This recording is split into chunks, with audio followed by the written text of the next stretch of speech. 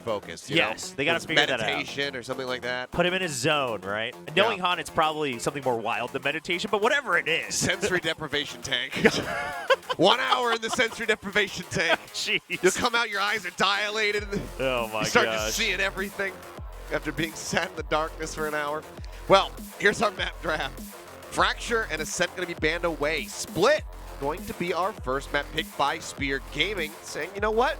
You've looked pretty weak on this map in the past WGS, so we will go for Split. Bind, of course, left open, so WGS will happily go ahead and pick that up, see what adjustments they've made after playing against DRX and getting taken down on there. But Haven to be the decider. All right, well, if it goes to Haven, it's really anybody's map, but Split, Spear Gaming has not shown Split a single time in Stage 2. So they're bringing this out. I mean, surely they've done their prep, but like you said, also calling out a weakness, as this was a map where WGS Exit looked like they could overcome and upset Damwon in the round robin, and then in the second map of Split, they just tanked it 3-13. Yeah. Of course, they had to show their hand again in their match against On Slayers in the round robin. Now, On Slayers didn't quite bring out a traditional composition and take it as seriously as they would have wanted, but even then, WGS was struggling to try to keep up in terms of straight aim duels. Well, now go into the agent select here for the first map of Split and see what we've got. So far, things looking a bit more standard from the side of Spear. Well, minor change-ups as Godlike not going to be picking up a race. We'll go for the Jet. Has been hit or miss on this map from time to time. Will be Astra for the smokes. Meanwhile, Spear Gaming, they've got the double control. They've got Viper, they've got Omen. Yeah, so I mean, this is going to be very much Spear Gaming recognizing that they would have had to most likely start on attack. Of course, now we know that they are starting on attack, but this is a composition they've prepared to be able to break into these sites, and then they still have the Viper for defense. I want to see how this works out. All right, well, many a question about to be answered. Who is going to be walking away victorious on the first map in this best of three? Is it WGS? Is it Spear? Which one of them's going home? We're going to find out in just a bit as we jump into map number one.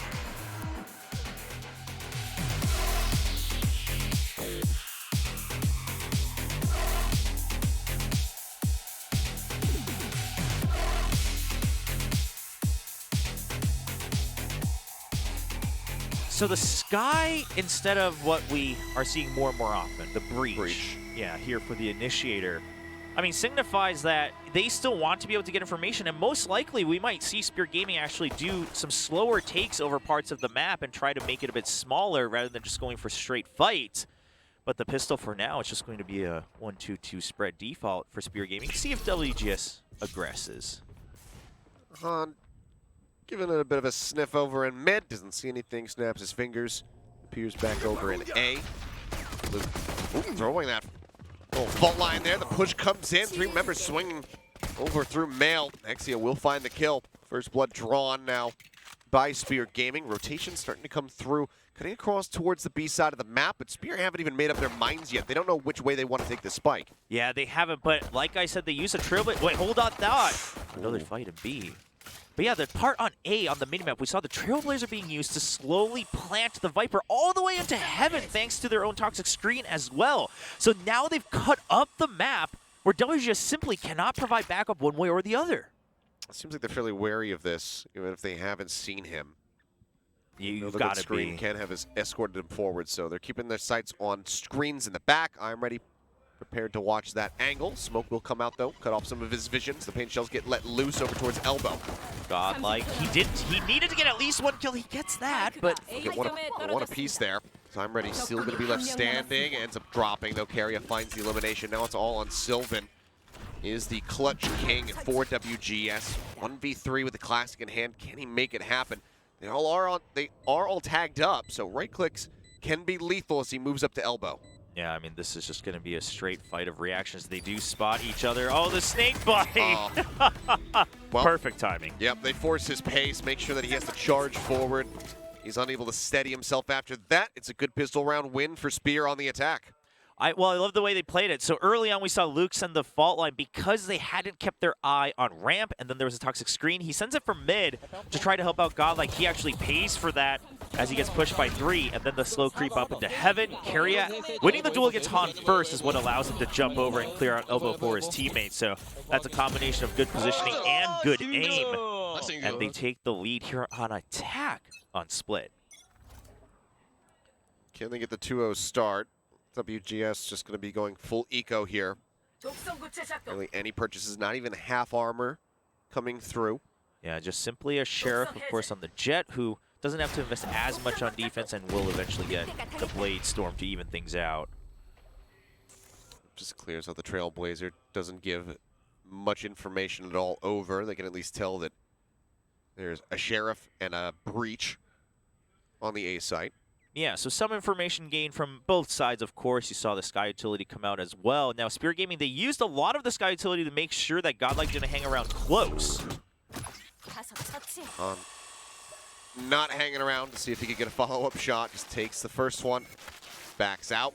See the jiggle there from I'm Ready, going to throw the wall. Spike scooped up, and everybody maybe going to head over towards A. Yes, seems like that's going to be the case. Godlike ready definitely, to peek. He should have heard the Omen in sewers, because they weren't creeping. Ready to go. They have the stun out, but Sun swings the corner into main, manages to save the rest of his team. After shot going to be used, but Luke can't get anything in the follow-up. Ends up going down to Carrier. Site now very much broken open as Sylvan will pick up a single kill. Spike now going to be recovered, can be planted. It's all on Han to see if he can find any extra value here in this eco round. Yeah. Paint shells landing at his feet. Nope. He'll just die to it. 4 kills for Sun to really try to fast track that showstopper. He's just 2 charges away. It's 2-0 start for Spear. Yeah, and the way that Spear Gaming's playing this right now with the Sky, that showstopper when it comes online is going to be huge, because that's when they can really change the tempo. For now, they're slow creeping off of a Trailblazer, off of the Toxic Screen, off of the Guiding Light. And then they use a Sage Wall fake on B this early in the half. They must have more prepared, because that kind of a curveball isn't something you show, on the second round of a half unless you've got way more to twists and turns prepared for your opponents. Well, 5-0, 4-0. Here are 2 members on the side of Spear. Early Trailblazer has cleared out the entrance into ramps. Now look at the Toxic Screen. It makes them think it's going to eventually be an entry through a main. Ties them up in heaven. Keeps a couple people busy. Creep back across through the vents from I'm Ready. Just looking to reinforce mid, but the wall so far has gone completely untouched. Push in, Carrier out tools Han. And this ties them up entirely, because he didn't break the wall in mid. You gotta kill an A. The 2 members of W just have to stay A. The nade goes out. Sylvan spraying through the smoke, actually managing to come up with an elimination. Exia now going to be gone. That's the wall to help escort them forward onto the site. Taken out of the equation. In the meantime, though, the creep up has come through. Carrier getting himself up in heaven. He needs to be able to, they need to enter site before he gets caught by Godlike on the flank. Flash flying. They spot him. Carrier pulls back away. Doesn't take any damage. Sees Luke, but Proxy on the push now will break open the site. Sylvan and Luke go down. Spike can be planted, and Sungjin with a great headshot. Just one taps Godlike. Now it's all on I'm Ready, and with no money, 1v3. Could sit, maybe wait for exits, but playing for this, it seems a bit unideal and ill-advised. Yeah, no, you have to save here. I know it's your first buy round, but you have to, because they're already rolling in creds. They're just jump peeking, and they just completely draw his attention every which way. Proxy will find 3. He can upgrade his Spectre at the end, and Spear have a phenomenal start as they win the bonus. Well, talk about the type of bonus you want to see on Christmas. I mean, what a way to keep the lead. 3 free upgrades and rifles. 3 free upgrades, and then you have the buyout. I mean, by going in and giving that extra upgrade, you've basically told Spear that they'll always be prepared for these future rounds. Normally, we've heard a lot of coaches say that sometimes we try to give 2 chances for our players before we call a timeout. 2 buy rounds, see if they can regain. But after that one, I think you have to. You have to figure out, how do you stop the bleeding now? Even if it's a thrifty, you have to make it happen. Han always has a couple shots on that headhunter, can't find a kill just yet. I mean, that's your kind of big hope in these early rounds. Just not connecting. I mean, even with the Vandal there, just caught off guard, out-dueled by a Bulldog as that push comes through. Carrier kicking things off quite nicely here, 5-1-0 on the attacking Viper. Oh, I mean, that's huge. And then Sun, of course, now still sitting at that 5-0, still getting close to that showstopper. And on that entry, the fact that Godlike had to wait on the flank because he didn't have certain information, but by the time they're spotted, Spear's already broken through main on Garage. So it's been tough. That fan asking if Sylvan could please carry WGS as he often has in the past. And he tried here. It was a good entry. And then the proxy event happened. Yeah, I mean, well, the proxy event. Look at how quick they are in the decision. They understand. And then the gun switch. I mean, but this is why Spear Gaming is such a hopeful underdog team. They understand we have no choice, so we have to break through. Our flank is not covered.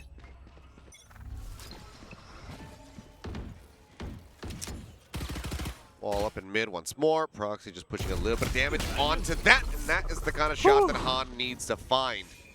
Took him a few too many shots to land it, but he gets the kill all the same. Weapon not going to be recoverable though, but he's more than happy just to take a rifle off the playing field for Spear. So WGS now has the right read that that had to have been a fake. It was a Raze holding far back. The Viper's Pit is ready. This was meant to be a B strike. They have all the information they want. Sylvan just taking some spray shots once more through the smoke. This time not going to be able to find anything. I'm ready going to be taken down, but Han arriving in heaven does get Carrier. Flipping him through the box. They still need to get rid of Sylvan.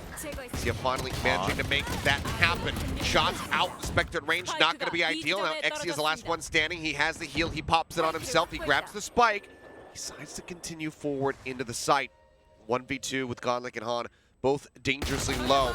And Han will get it with the classic of all weapons. You know, criticized for just a moment, and suddenly Han comes back in with a 4K. Well, that's exactly what they needed. Both Han himself and WGS. They needed a way to stop the bleeding on a Thrifty. They make it happen. And here's the big thing. They were not able to recover any of those weapons throughout that fight. It was just the Headhunter and then eventually the Classic. Oh, that's a big shot. And this is, you know, when the gears start turning for Han, is when you have to start sweating. I mean, obviously not the end of the world here for the side of Spear. An immense amount of cash banked for them. Buy will come through, and they'll be fine for a follow-up one should they not be able to find success here as well. Now, obviously, Spear Gaming, it's more of a matter of do you let WGS get to a comfortable spot here in terms of creds, especially with the fact that eventually they will want that operator for Han. He has the tour de force already ready. Pushed up, everybody lurking in garage. It's being watched by 2. I'm ready.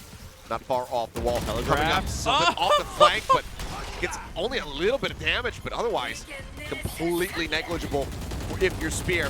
Shots flying into the back. Carrier going to be taken low. 10 HP, manages to stay alive, and Sung-Jin will get the plant down. And a heal comes out for his teammates as well. Sun just keeping things covered. And 2 kills. Woo! Nice little snap. Finds Han up in heaven. Godlike. And for the hills, or at least going to rotate around. No, wants to hold on to this. Yeah, I mean, for one, you're okay on your creds, but the team is not going to be in the next 2 rounds. And of course, there's a pit, and it's a 1v5. I mean, literally everything that could go wrong has gone wrong here. He's pushing back. He's looking for a little jump onto Exia, but Exia manages to pivot back. He wants to get rid of this weapon, and he will. What a chase. Wow. Bold push. Results in maximum profitability and a flawless round for Spear. Yeah, and quite frankly, Carrier kind of risks his life trying to fire back on Luke. Gets brought down low, as you had called out. Achilles down to 10 HP. Good thing he stayed alive, because that pit stays alive. He gets a heal from Sage. But Sun, the positions he takes and then goes over their own wall to just clear out potential creeps into the Viper pit. Huge. It gives so much time for his teammates to take position. And this is what they did. The previous rounds, they've always played a mind game, and then they just go for a straight hit off of the Sage wall. Han now advancing forward. Oh my! The setup with the Trailblazer! I mean, he just takes the shot, but after you shoot that Trailblazer, you have to exit. You have to take the rendezvous. Han does not. He pays the iron price. Han just wanting to greed, because this was the round, another eco round with a tour de force, but like you said, it's just not the right call. Everybody is focused on Carrier, playing out at main. Proxy throws a pop flash around the corner, pushes it, catches I'm ready. Further tools taken out of the hands of WGS, who are just hoping and praying for a couple of headshots. They might be able to connect. Sun, in the meantime, though, does find Godlike in heaven.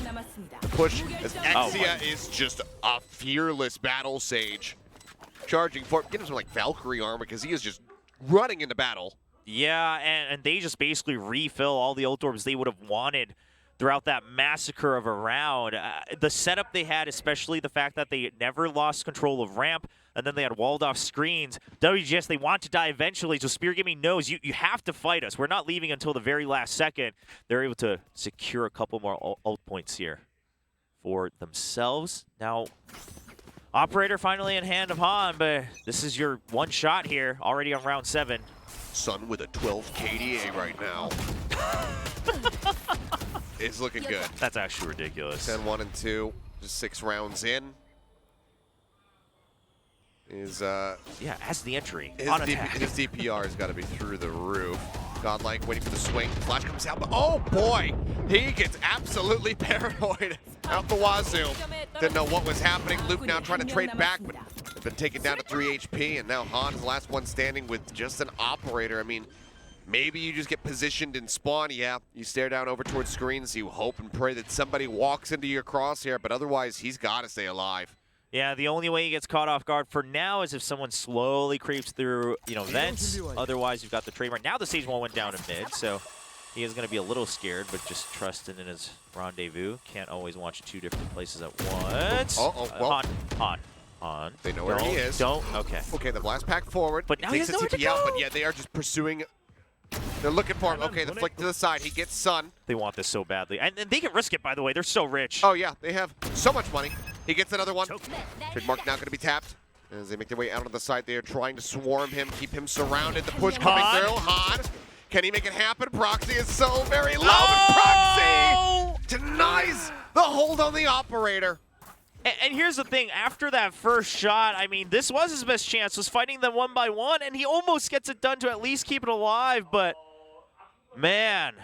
Oh, Sungjin supposedly under the weather a bit, but she's saying it doesn't look like it. It looks like they're hurting right now. You're not the one who looks sick. Fooled the hell out of me. Oh, man. Man, well, ladies and gentlemen, now you know if you're sick, play a game of Valorant, you'll feel a lot better. Did she mean that he's sick, or did she mean that he's like sick? No, because that doesn't work in Korean. Maybe she was going for the long game after it's translated. He's 1-3-3, but it's still pretty sick. Like that paranoia timing on the ramp was just perfect. Well, that's the thing. That's why this team, a lot of people have a lot of hope. They understand what they can do. They know their team's limits versus the opponents. They say, okay, well, they've got a flash and a fault line. I can always counter that with my own paranoia while waiting in sewers. I mean, perfectly orchestrated. Han trying to rotate around through the spawn, and Proxy reads a lurk. Well, this ult's been ready for this round, so let's use it to secure. Oh, and they're still going to fake. Yep. They're still going to fake. They even send the paranoia, knowing that they probably can't check ramp right away. Yeah, it's an eco, but we're going to fake. Now WGS, understanding that it's an eco anyway, they're also like, whatever, let's take our chances. There is a star set up here. They got to pop gravity well. If they hit the timing, it would have been massive, but not going to happen. Godlike there with the blades out. Manages to find one. There's the Rolling Thunder crashing through. Tailwind swing. Oh! Okay, and Godlike will just clean up 3 of them. Tailwinds in and just utterly destroys. But here's the counter push. Sungjin and Proxy with 1 each. Sheriff's in hand for the last 2 members. Sylvan making use of his. And while he will fall, I'm ready standing by. They will pick up the Thrifty again, I believe. Yes, their 2 wins are 2 Thrifties. We're seeing some patterns here today. But, man, this is why I was a little question marking that fake. I understand that Spirit Gaming wants to always be in WGS's head, but this was one where you already had the number advantage. Even if they had stacked, it would have been a 5v4. You have better weapons. It just was not necessary. Now, I think if you really try to think in multiple terms, probably what they wanted was for the Rolling Thunder to be used early off of that fake onto A site. Yeah, but unfortunately, WGS says if they're coming in, let them come in. Until we know we're not using the Rolling Thunder. So if anything, this is good discipline from WGS. And then the Bladestorm plus Rolling Thunder setup finds them on B and gives that window for a Thrifty. So Spear, I mean, in hindsight, maybe you were thinking too much on your own. I get the idea, but it's credit to WGS for making that work and not over-rotating or over-committing the Breach Ultimate. Yeah.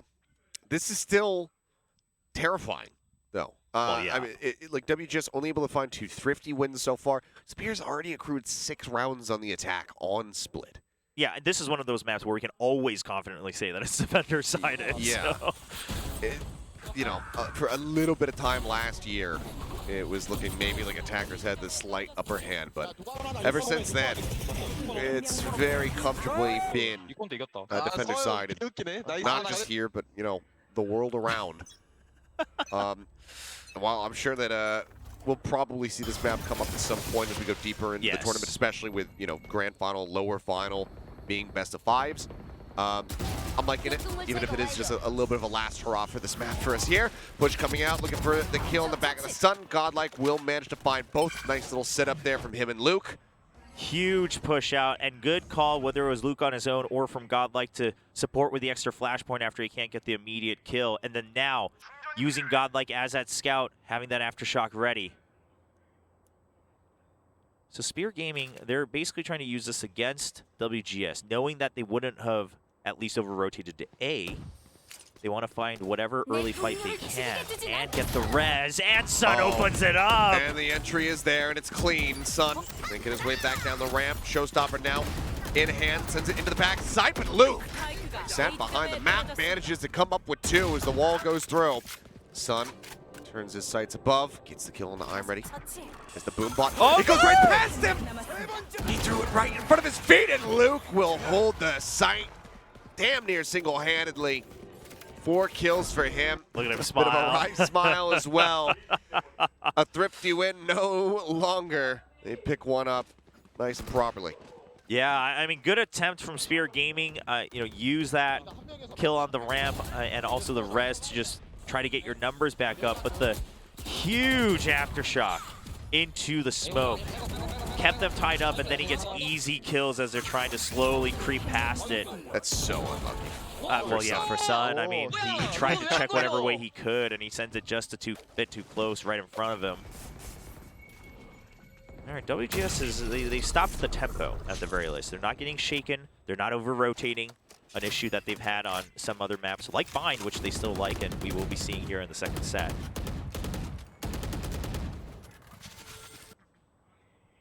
Spear once more on the hunt, looking like same setup for WGS over at A's proxy. Looks in the back. It's all going to be cleared out. I thought maybe Godlike would just try to, you know, tailwind in, get that punish. He does not. Tempers himself, which is good. Yeah, but they use the aftershock and everything in case there's more than one member. But they start to have a feeling, right? It's just fishing for information. Oh, and now you hear the boom bot. Oh, and Sun is absolutely crisp right now. Han will catch Carrier lurking over at B Garage. The paranoia goes crashing across a site. TP4 to the opposite side of the screen. Or no, he was actually above it. Function completes the ult. Luke manages to find that kill. Now I'm ready, swinging into elbow. Takes down Exia. The spike is stranded, and Sun is all on its lonesome. Ready wisely going to be pulling away from him. Yeah, you want to make this a 3v1. Okay. There's a quick one. And that ultimate from Sungjin, the idea trying to be to scout out more by being on top, but unfortunately doesn't check right under. Luke somehow stays hidden the entire time, does not panic shoot, just waits for the ult to complete, finds him in the nick of time. Crisp shots, though. Sun's been very much on point. I mean, yeah, Luke just hiding the base of the map. Yeah, Sungjin might have seen it right at the end, but completes it, and his teammates don't shoot through the screen fast enough. They were busy dealing with other members of WGS, of course. Well, finally a mixed buy here from Spirit Gate. Han. He pushes through the bite. Man doesn't care. I mean, only Han, but hey, it works because no one else will ever do it. I mean, and he's got a heal available from I'm ready. The jump forward, son of the Bucky will get on top of him. Everyone's equal in front of the Bucky. Yeah. The Ion Bucky. Shout out to that guy on the Korean solo queue. There's a long story there. Well, this is going to be a pretty solid hold. And of course, again, it was a save. We had one Phantom for Exia, but that was about it. Okay. Answering back whatever way he can. Now, he already had his ultimate, so it won't amount to much on his side. The TLDR of it is there's just a one-trick Brimstone guy who plays nothing but Ion Bucky on the Korean solo queue ladder named Ion Bucky. Yep, very fitting name. Sometimes you got to respect the role play. It's commitment.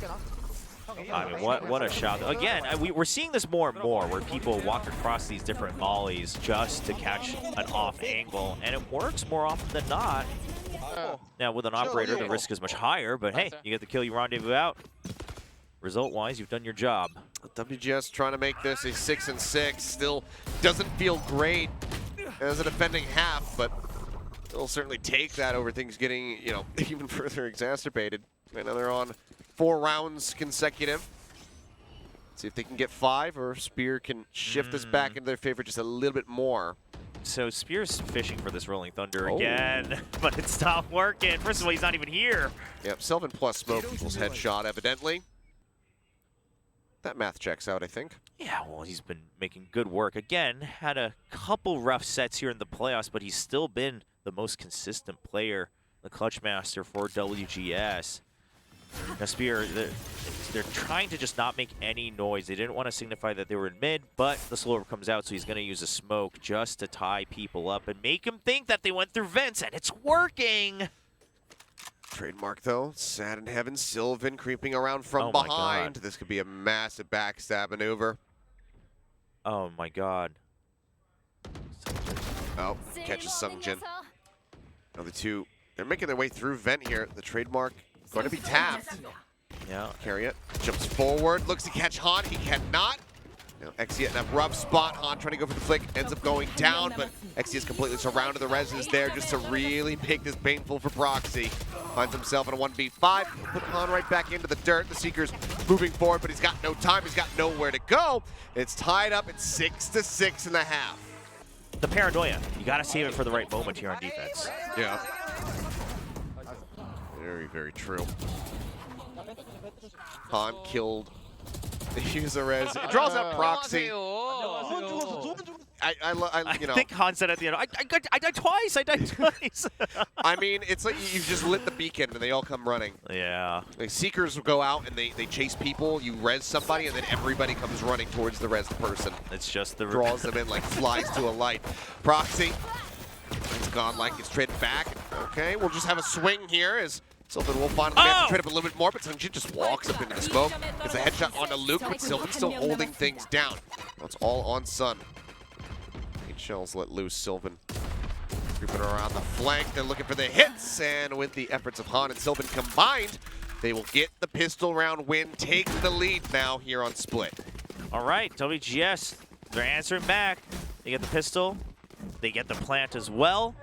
Of course, they'll be able to stay ahead. Now it's Spear Gaming who lost on defense, so it shouldn't be a force buy. Not much you can buy with that kind of a round. Of course, you traded out some kills, so maybe you go for some no armor thing, but that'd be very ridiculous. And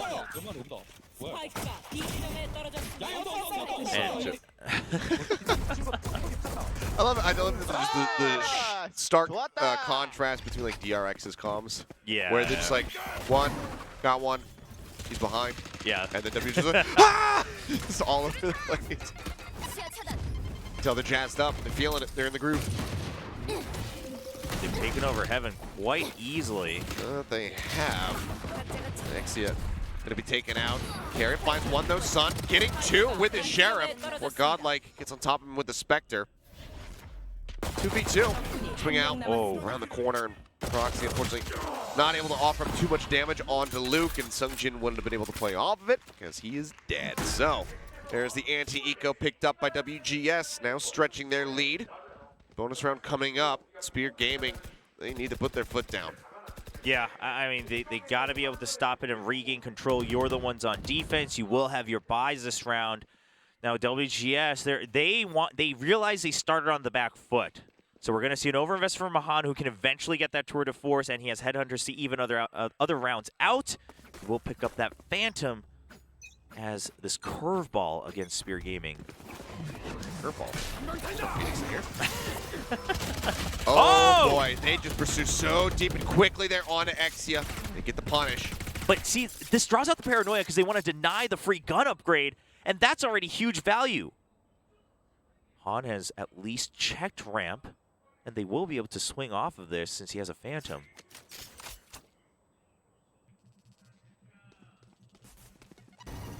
Going forward. Paint shells Oh! into main. And Sun just sprays down two. That's catastrophic.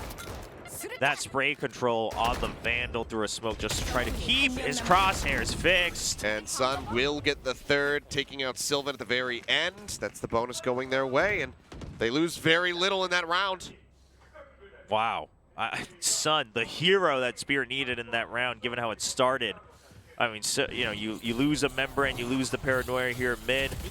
And you got to expect this kind of push, which was why he was trying to put up the wall as soon as he heard noise. But Sun, that control. Again, he didn't spot anyone, but just trying to keep it lined up through the toxic screen. Well controlled.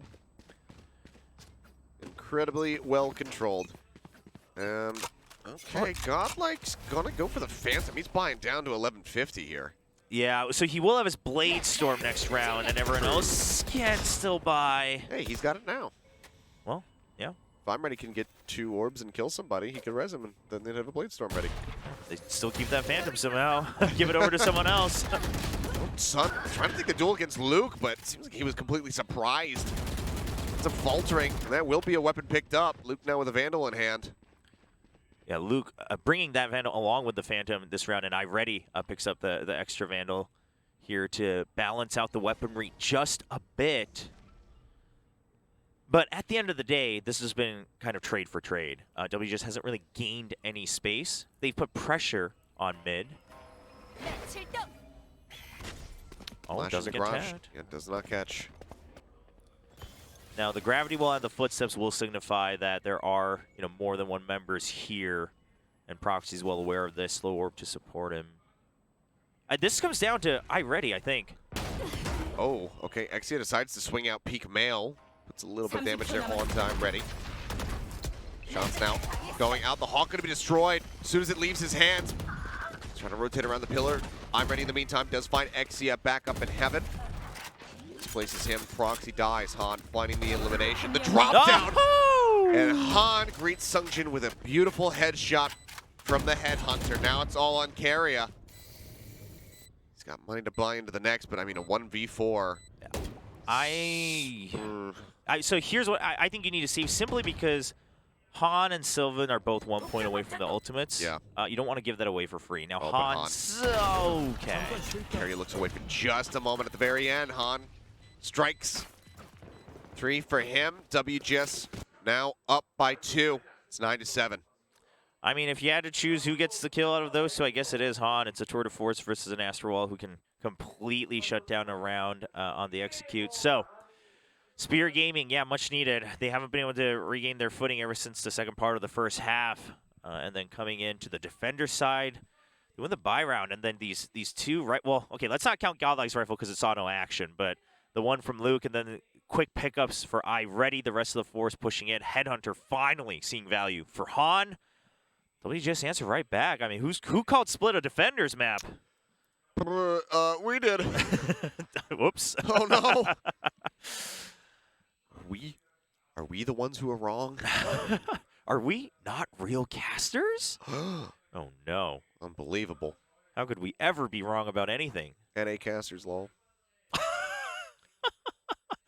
Well, Spear going to be calling a timeout. See what they could do to try to stabilize. They need to do it soon. This would be, I mean, a very bad look to have, that 6-6 half. And then have it spiral so far out of control that WGS can just swap over to attack and then win it out from there. Yeah. I mean, you came in, again, you showed a couple good ideas in the beginning, but the mind games got a little repetitive. WGS just didn't want to get shaken up by that.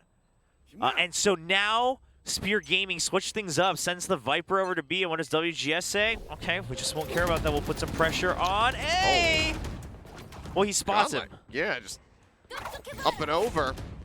Now the Blade Storm popped. Still has one Cloud Burst, one updraft. I'm ready, pushing forward. Catches Carrier, trying to advance out in the mid. Oh, iReady's trying to bait him in. He's just making noise. It was a little telegraphed, but nonetheless trying to just keep up attention here on Sewers. They have a firing squad assembled in Sewers. They're just waiting for him. They want to clear out their flank, even if they do end up going into A. Now, they got one kill. They're wary. And I'm ready. Living up to the name. Gets the elimination. He can heal himself in 6 seconds as they look to take the B site. Han gets Exia. Leaves just Sun and Sungjin left to try to play this out. Sungjin needs to find some kills. Pushes out of the smoke. And as Godlike runs out of blades, it won't matter because Luke had everything covered with that Aftershock. I mean, what did we tell you? WGS, if they don't know what they're doing, no one can know what they're doing. You thought that Aftershock was a setup for God, like it was not. It was the reverse, but Sun has a Vandal now. He does. Godlike taken down to 15 HP. Sun here on the flank. And there's the push. Sun tries to pivot, but Sylvan will get him in the head. WGS continue onward. Now just 3 rounds to go. Things flipped quite heavily after a great, smooth start for Spear Gaming. He's on a couple of those thrifties, and you know, let's just place the cold hard facts, right? This is what you need to start cleaning up if you want to enter the top tier territory of any region. Is you can't get thrifted this easily. You can't let those mistakes catch up to you. You have to shut it right back down, and Spear currently has lost all control. Now a tour de force for Han, who's just going to keep any sort of aggression locked down on B. They know it's a eco for Spear, so rightfully expecting some weird aggression on either side of the map. Guiding light forward, confirming presence in garage. And they're starting to rotate quite a bit over towards the B site. Spike in the meantime, they're considering going over to A. Yeah, just trying to see if anyone's somehow snuck around that trademark, but so far no aggression from A. WGS has to recognize that there's been no aggression out of A. Their trademark is still there. Okay, here's the full send. Sun's gonna be stunned up, tries to just bounce around. There's the close angle, and Godlike, the rocket goes whizzing right past his head. He finds Sun, he finds Sungjin. Now they look for a little bit more. Carrier gonna be taken out. Seems like this could just end up being a flawless round here for the side of WGS, and it is. The plant to boot as they move up now 11-7, only dropping 1 round so far in this half. Wow. I mean, just really good positioning from Godlike to already sneak in right off of the Rolling Thunder, using that chaos to hold a close angle. While everyone supposedly, has to be pushed out from, the breach's Rolling Thunder, he sneaks right in off the tail of it. And Godlike, he's been picking up this jet more and more on different maps as we see Han on the chamber. And he's starting to look better and better on it. He's starting to finally put up those kills that he's been starving for all Stage 2. Pit goes up, Sun. It's being hidden away in it. Keep thinking Han is just going to spray in there. I'm sure he's thinking the same thing. When should I do it is more so the, okay, good spot. Allows him to use the wall first. Wall vested, try to slow them up. And you see that discipline from Godlike, sprays the wall and instantly checks for a swing out on top of the wall. And they can break this afterwards. Just want to make sure they're not getting caught up in their own calculations of timing.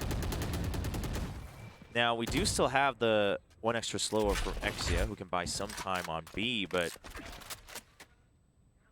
WGS I think they might try to go for a fake of their own here with 40 seconds left. No, they're going to rotate things back over to the pit without pinching it? Hold on. Proxy on the rafters.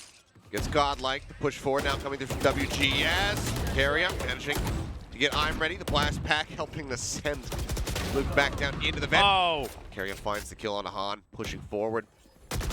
Pit now going to drop. It's all on Sylvan and Luke. Luke now gone. Sylvan, the last one left standing. See if he can get anything done. He does have the spike in hand, but he's running out of time. Has to stick this plant. Everybody now surrounding him. Sun, Rez back into the fight. Sylvan, can he find anything? No, he cannot. They all swing the corner together. It's 3 kills for Carrier. Spear will finally answer back, breaking the momentum just a little bit more.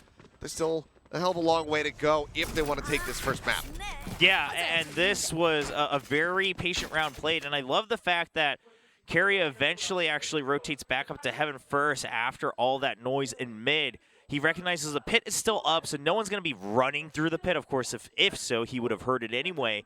So he realizes he needs to provide backup for any type of play in vents, and he's able to get the kills he needed. And WGS, the reason I was putting up question marks during my entire sentence was the fact that if they wanted to pinch the pit, they should have done it immediately. And they kind of overthought themselves, wanted to throw a couple more utility into B Heaven, and they get caught. They're playing with numbers down. Sun sat here, takes a beating, but gets the kill. Spike on Godlike. Not sure if he's going to inch too much further forward here. Yeah, normally when we see something like this, we would have thought there was an Omen on the team for the ultimate. But I've got the res! I'm on my way, guys! He's going to be just out of breath by the time he's... Thank goodness we don't have sprint meters here. I need a glass of water. But it is being watched. It is being watched, and if he wants to do this, he'll have to invest his wall.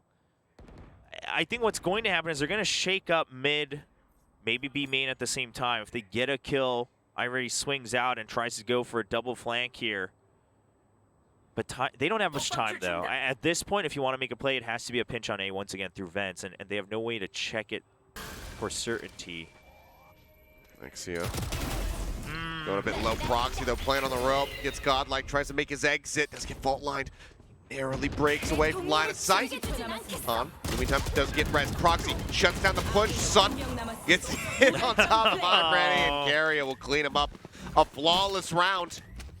Between that and the res in the previous one to bring all 5 members back in, this is really helping to stabilize the economy of Spear. Yeah, a little bit of miscalculation there on timing. The only option you had was play in a 4v5 going into B, or it had to have been a pinch on vents, and they have no way to check it, so Godlike has to go in without much utility to back him up. And then they hear the res, and Carrier's like, oh, well, why, thank you. No wall? I mean, obviously, they couldn't wall, because that was their only entry, and Carrier, the patience pays off, waiting for that potential res. Okay, if Han drops this operator here on attack, his tour de force is a little ways away, WGS is in trouble. They haven't made match point yet. They're not as close as they think they are here in the second half. It's never over till it's over. Even locking in that 12th round, knowing that you have overtime, it's not that much of an excuse to breathe easy. Especially when Spear is starting to claw it back, and they're playing the overall favored side of the map. Now, I do find it interesting that usually we'll see the Omens really spam the one-ways over on B main, but because of the Viper able to hold it down a part of A and mid. Oh, that's going to be a leg. Sungjin does get taken quite low. 30 HP remaining for him. The heal's going to be used. Push in for Sun, and he catches Godlike lurking. Oh, well, now this rotation suddenly feels a little bad, but you have no other choice. Sungjin, he pops the trademark. Beautifully done. Gets out of there. They're like, wait, where'd he? It must have been the Omen. Okay, weird. It's so tilting as a chamber player when that happens. Yeah. See you. It is quite frustrating, but WGS, they don't have a choice. Here's the thing. You have this operator. You can't lose it. Carrier's just staying quiet. Now he strikes. Catches I'm ready. Looking the opposite way. Aftershock to try to flush him out, but Sylvan will be able to do it all the same. Sun denies him access to the site, and the Spike is just stranded out in the middle of nowhere. They have to just watch as the clock will tick away. Spear will hunt this. They have creds. Yep, exactly. Spamming to the box, looking for Sylvan. What a swing out from him. Oh, Sun does end up falling down. So some nice kills in response here from WGS, but Spear got what they wanted, which is the round victory. Yes, I mean, they felt it with quite certainty once the timer was running down to the 10 seconds. They simply wanted to take the weapons out, especially the operator, of course, given the cred situation on WGS. They do not succeed in the side quest, but the main quest is checked off the list. Oh, Exia, if you're here, who's guarding heaven? Now, you could read this 2 ways. Either Exia's an angel or Exia's dead. That's obviously she meant the first one, but yeah. Well, yeah, we'll go with that one. Sun, 27 kills. Yeah, popping off. He's been having a whale of a time. This KDA a far cry from when it was 12-0. Yeah, I mean, what a way to start a map on attack. on split as the entry. I mean, an explosive start for that guy. WGS, of course, thankfully, Han kind of regained control of his headhunter. Sylvan finding his form again in some way of consistency, but a couple of these mistimed rotations. And listen, your composition isn't built for these heavy fakes. You don't have the Viper. The reason Viper is so good on maps like, well, Bind especially, but then Split as well, is the toxic screen allows you to get free entry without other utility into one part of the map. With the composition WGS has, they can't rely on theoretical fakes. If they're going to do it, they have to do it much earlier and draw out much more utility, and that's not what's happening in this half. Back in we go. Flash at the ready, maybe a fast hit here in the mid. Like approaching out through Ramen. Roxy just going to be zoned back by the bite for now. Now, this is a lot of utility now finally drawn out in the very beginning here. Mid! Okay, swings out. I'm ready finding a kill. Exia as well. The Sage is getting their hands dirty. It's just going to be one apiece for now. Either no res available here. Okay, so finally you draw out wall, both slow orbs, all the snake bites. The one big thing left for Spear Gaming is going to be that paranoia. The Boombot, of course, can also draw some time to delay an entry, but the biggest thing will be paranoia. It's currently tied up on A, as Sungjin has to keep an eye on his own one way to see if anyone creeps across. Son, I mean, they're good timing three here. people getting ready to push through garage. Showstopper is at the ready. They're just going to back away from the Boombot. Will not scout Sylvan. Yeah, so this is going to make Spear Gaming think maybe they have to reposition here, because if you didn't spot anything at 30 seconds, no noise made. Oh, so now that they've hit him from the Boombot, they go for the big fake with the Astra Wall. This is huge, but they don't see footsteps right away, so two members are coming back. Yep, Sun, he shifted back over. See, gets himself situated in heaven. Aftershock to try to clear Sun. Throws the rocket, it doesn't go far enough though. Luke will eat a chunk of damage, but does not die. The paint shells as well, not going to be able to find the elimination. He tries to hold the door. Gets one before Carrier strikes back. They know about the drop. They heard the drop. 3v3, now Exia going to be taken out of the equation. Godlike with 30 HP. Carrier going to be gone. Sungjin going for the swing. Gets a shot across. Swings one way, swings the other. He gets Han. He's got the shot, and he's got the finish. Sungjin clutches it out, and that's going to tie us up. Massive round. He had to use the paranoia early in case there was a push into Ali. He drops it. I wish we could watch it in slow motion, because the way he plays these angles, he is so aware of exactly what his mission is. Now, this was the beginning of the round, but let me start talking about it, because we'll see it here in a moment. He peeks out, he checks backside, he goes for the shot, assuming where the member is on back sight. He doesn't get the kill, but this was afterwards. He swung back, then he swings back, gets the kill, knows there's a push in the smoke, and gets the call that he's low health, switches to the shorty. Absolute perfection. Oh, wonderfully done from Sungjin. And again, I mean, if we are to believe the fan of the audience, that he is a little bit under the weather today, in fact. Oh, well, definitely not that round. Still manages to pull that off.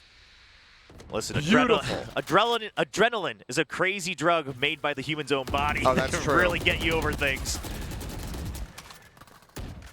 Pit to close down A site, so Spear Gaming feeling a bit more comfortable stacking up over by B. Vents, they're just willing to give it up. They'll still keep control of Heaven by way of Sungjin. They can also get a pinch with Carrier. Okay, forward rush there from Godlike. Checking out Vents, not seeing much of anything though. It's very far back play from Spear. Yeah, but this, again, quite a bit of utility used just to plant him into Vents, but Spear Gaming, they never cared about Vents, so they're not shaken up by any of this. Carrier doesn't have to pinch onto ramp, so he's still safe watching his own pit. Oh, and Sun's now pushed out into B main. They know they're still stuck in mid. All information gained, and then the slow orb was there to buy time. You know, it's a 30-second hit. Spot the minor tag on to Sylvan. Proxy now waiting. And then the Nebula and Exia sat here on the rafters, mows down one after the other. He will die to fall damage. He breaks his ankles, but it doesn't matter. The damage is done. Unless Han and Sylvan pull a rabbit out of a hat in the next 12 seconds. It does not seem like it at all. And look at Sun. He knows he just has to play for time. Does not greed. Oh. Okay, well, Sylvan with a nice little swing does get Sun in the face, but unfortunately for WGS, that does not take them any closer to closing out this map. In fact, it goes the exact opposite direction. Spear Gaming now bring it to map point. Well, they were in the lead and they get to map point first. Now, here's the funny thing. There was a guiding light set up there to help him continue the trade. It gets blocked by the opponent's stage wall, but he still gets 3 before he falls to his own death. Hey, I see you still did your job very well. Oh, I would agree. My job here is done. I must go. Instead of ascending into the heavens, he falls to the ground and just dies. Anticlimax again. Now a mixed hybrid buy here, but you do have the Blade Storm for WGS. And of course, it's last round. You got to do what you can. Everything you got, you throw it at it, see if anything sticks to the wall. Listen, I know it's not the best weapon for me to do it, but I think if you're WGS, you've been trying to do this whole mid-fight, maybe go for the fakes. It hasn't worked. You have the Rolling Thunder. You got to break in and position Godlike deep into the site to push out and take control. And look at, all focus is on mid. They don't care if you eventually walk into A. The one-ways are there. Sungjin will find out. Rolling Thunder up into heaven. Good Hits wall. Both of them here. It's Godlike going on the attack. The flash, it buys enough time for them to become on days. The right click, not going to connect. However, he does have a judge. He leaps around the corner, and he manages to find both. Godlike might have just brought this into overtime. Okay, Spike, however, it's being shifted over towards B. Sungjin caught off guard. Luke finds that elimination. Now the plant can get ready to come in. But Carrier up over top of the wall. I think I already boosted him up. Yes, he was in the smoke, and I already didn't realize, so he stayed in there and crept out of the smoke on top of the wall. Han's got 1 health remaining. I'm already dead. There's no way to heal this. Okay, they hear the wall being broken, so they know both of them are towards screens. If that pain shell goes anywhere near Han, he is just going to evaporate. It doesn't, though. Just open clear for now. Aftershock used. Sun wrapping around through front. They don't have much time. They get the flash onto him. They send another one out. Carrier wins that battle. Han, 1 HP in a dream. Sprays across, manages to find one, and he'll get the other. And with 1 health remaining, Han stays alive. And that will tie it up as we go into OT. Sun tried to take 1 or 2 shots through the map there, but the reason he stopped is they never checked heaven. So he had to swing back, and then we see the Nova Pulse, so he tries to dodge that, fake the defuse to draw out heaven, and then he swings back on Han, but it's already too late. Now here, throwing away the Blade Storm actually works out, because he's like, oh yeah, I remember. The judge is better here. Why get 1 kill when I can get 2?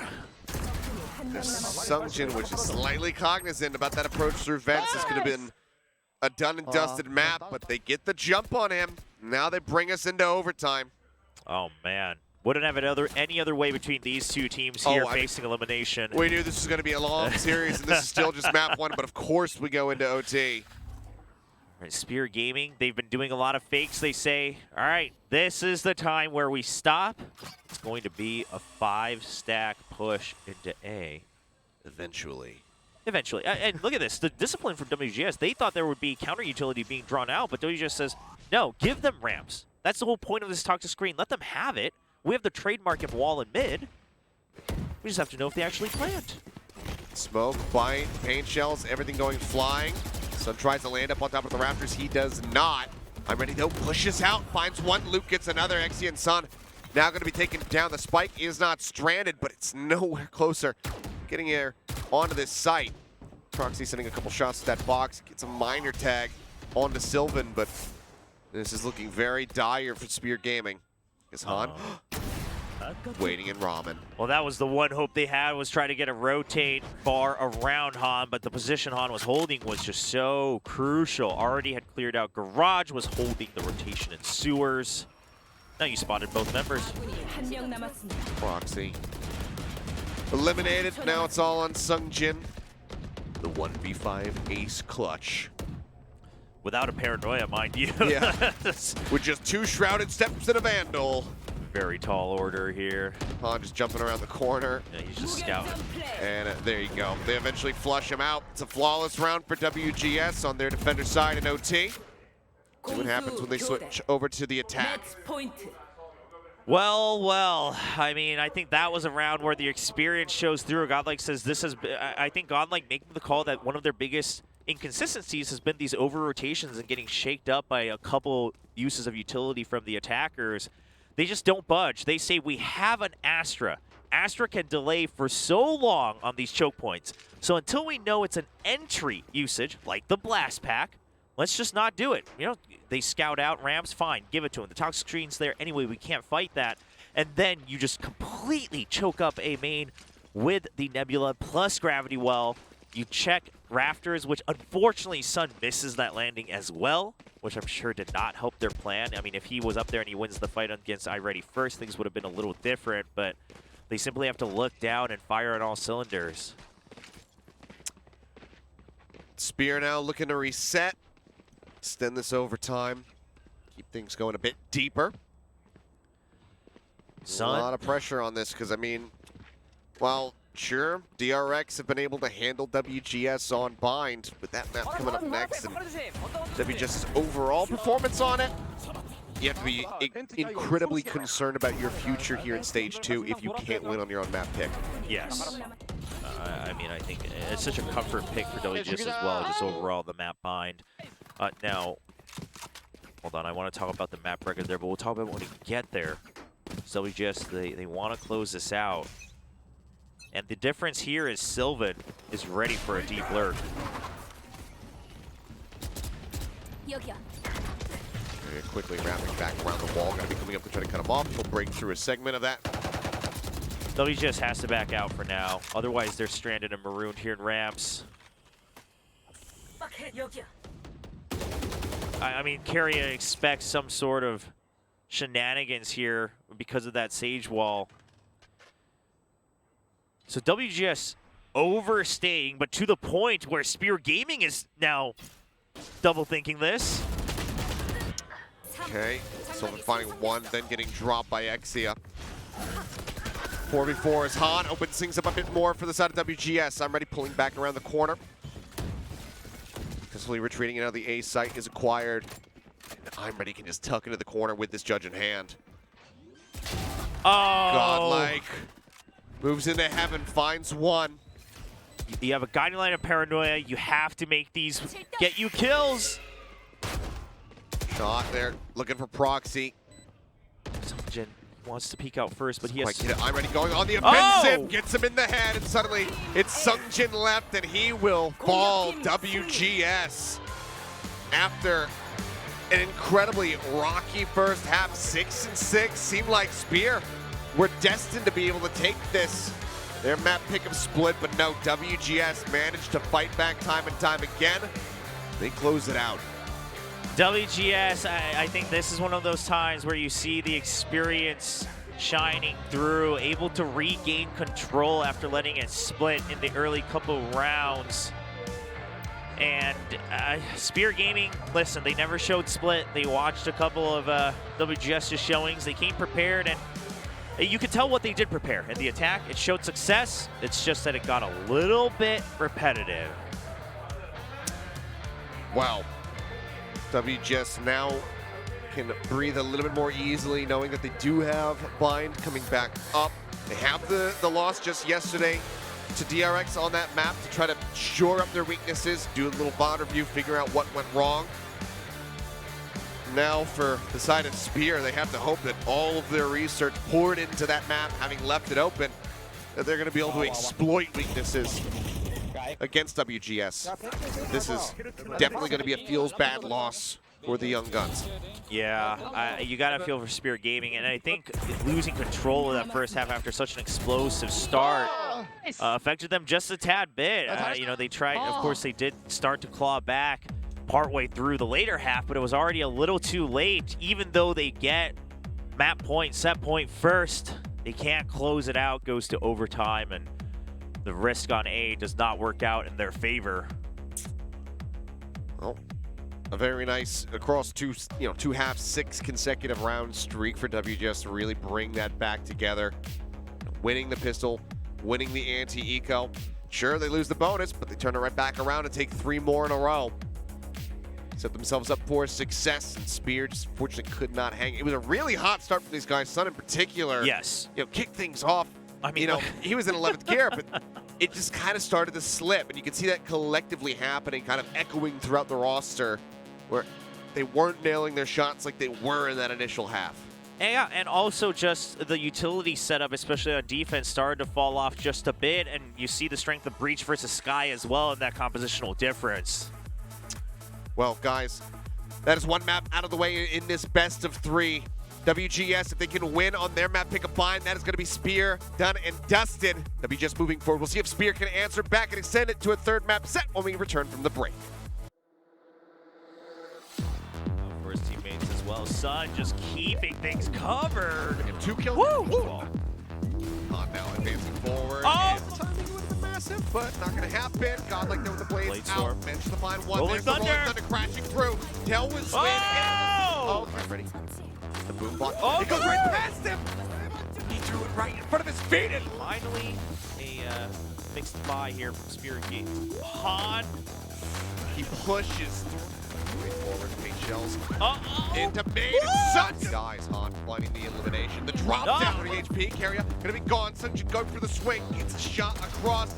Swings one way, swings the other. He gets Han. He's got the shot. And he's got. Now waiting. Then the Nebula and Exia sat here on the rafters. Mows down one out. Carrier wins that battle. Han, 1 HP in a dream. Sprays across, manages to find one, and he'll get the other in the head. And suddenly, it's Sung Jin left, and he will fall.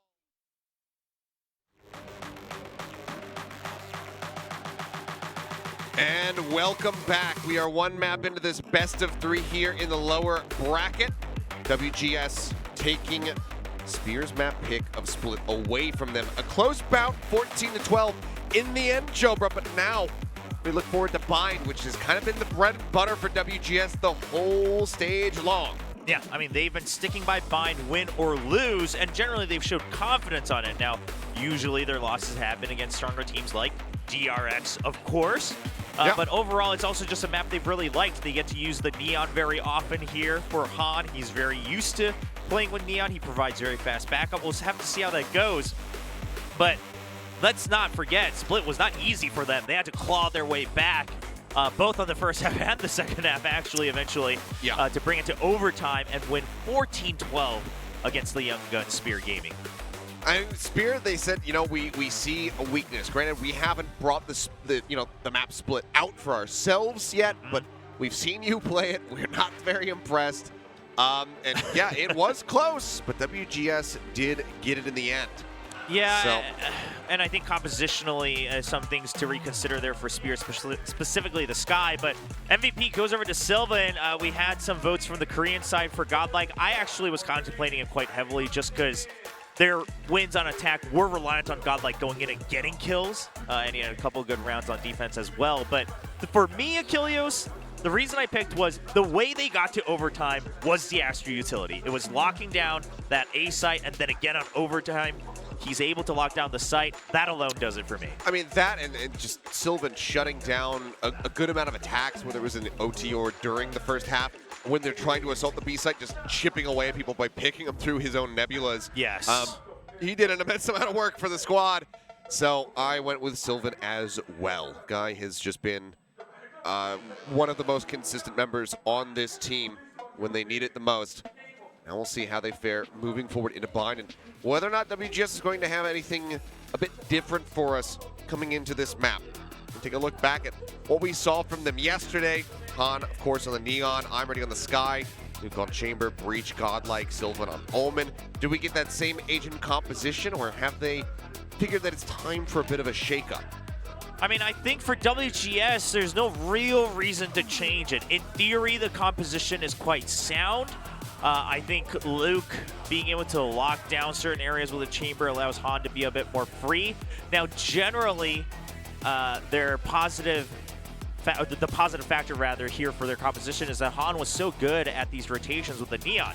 Now, in the first round of playoffs, Mauer Gaming used this against them, and they really shook them from side to side. But we see today, even on Split, WGS catch themselves doing that again. They hold strong on defense, and then, of course, they're always willing to attack. They will be the ones starting an attack, by the way. Big question is, does Spear change things up? And right away, looks like they're going to start with a Viper switch here over for Carrier. Bringing that out, but looking like pretty much just down the line for WGS. Everything exactly the same. The Viper going to be the adjustment here from Spear. Okay. How they pilot that one. So this is, you know, them saying, okay, you know, we like the Viper Brimstone. We saw DRX use it yesterday. Granted, they're not going to be exactly going for the same composition. You know, they've got the fade instead of the sky. But this is widely the same look. So we'll see how Spear pilots this and whether or not it's good enough to get a win. Yeah, I mean, the double smokes, there's a good idea of controlling either lamps or showers there with the Viper. That's what it's going to revolve around, both on attack and defense. Well, backs up against the wall for Spear Gaming, needing to get a victory on WGS's map pick of Bind. If they cannot, that is it. Their run is over. WGS will advance. Spear, let's see if they can take us to a map number 3.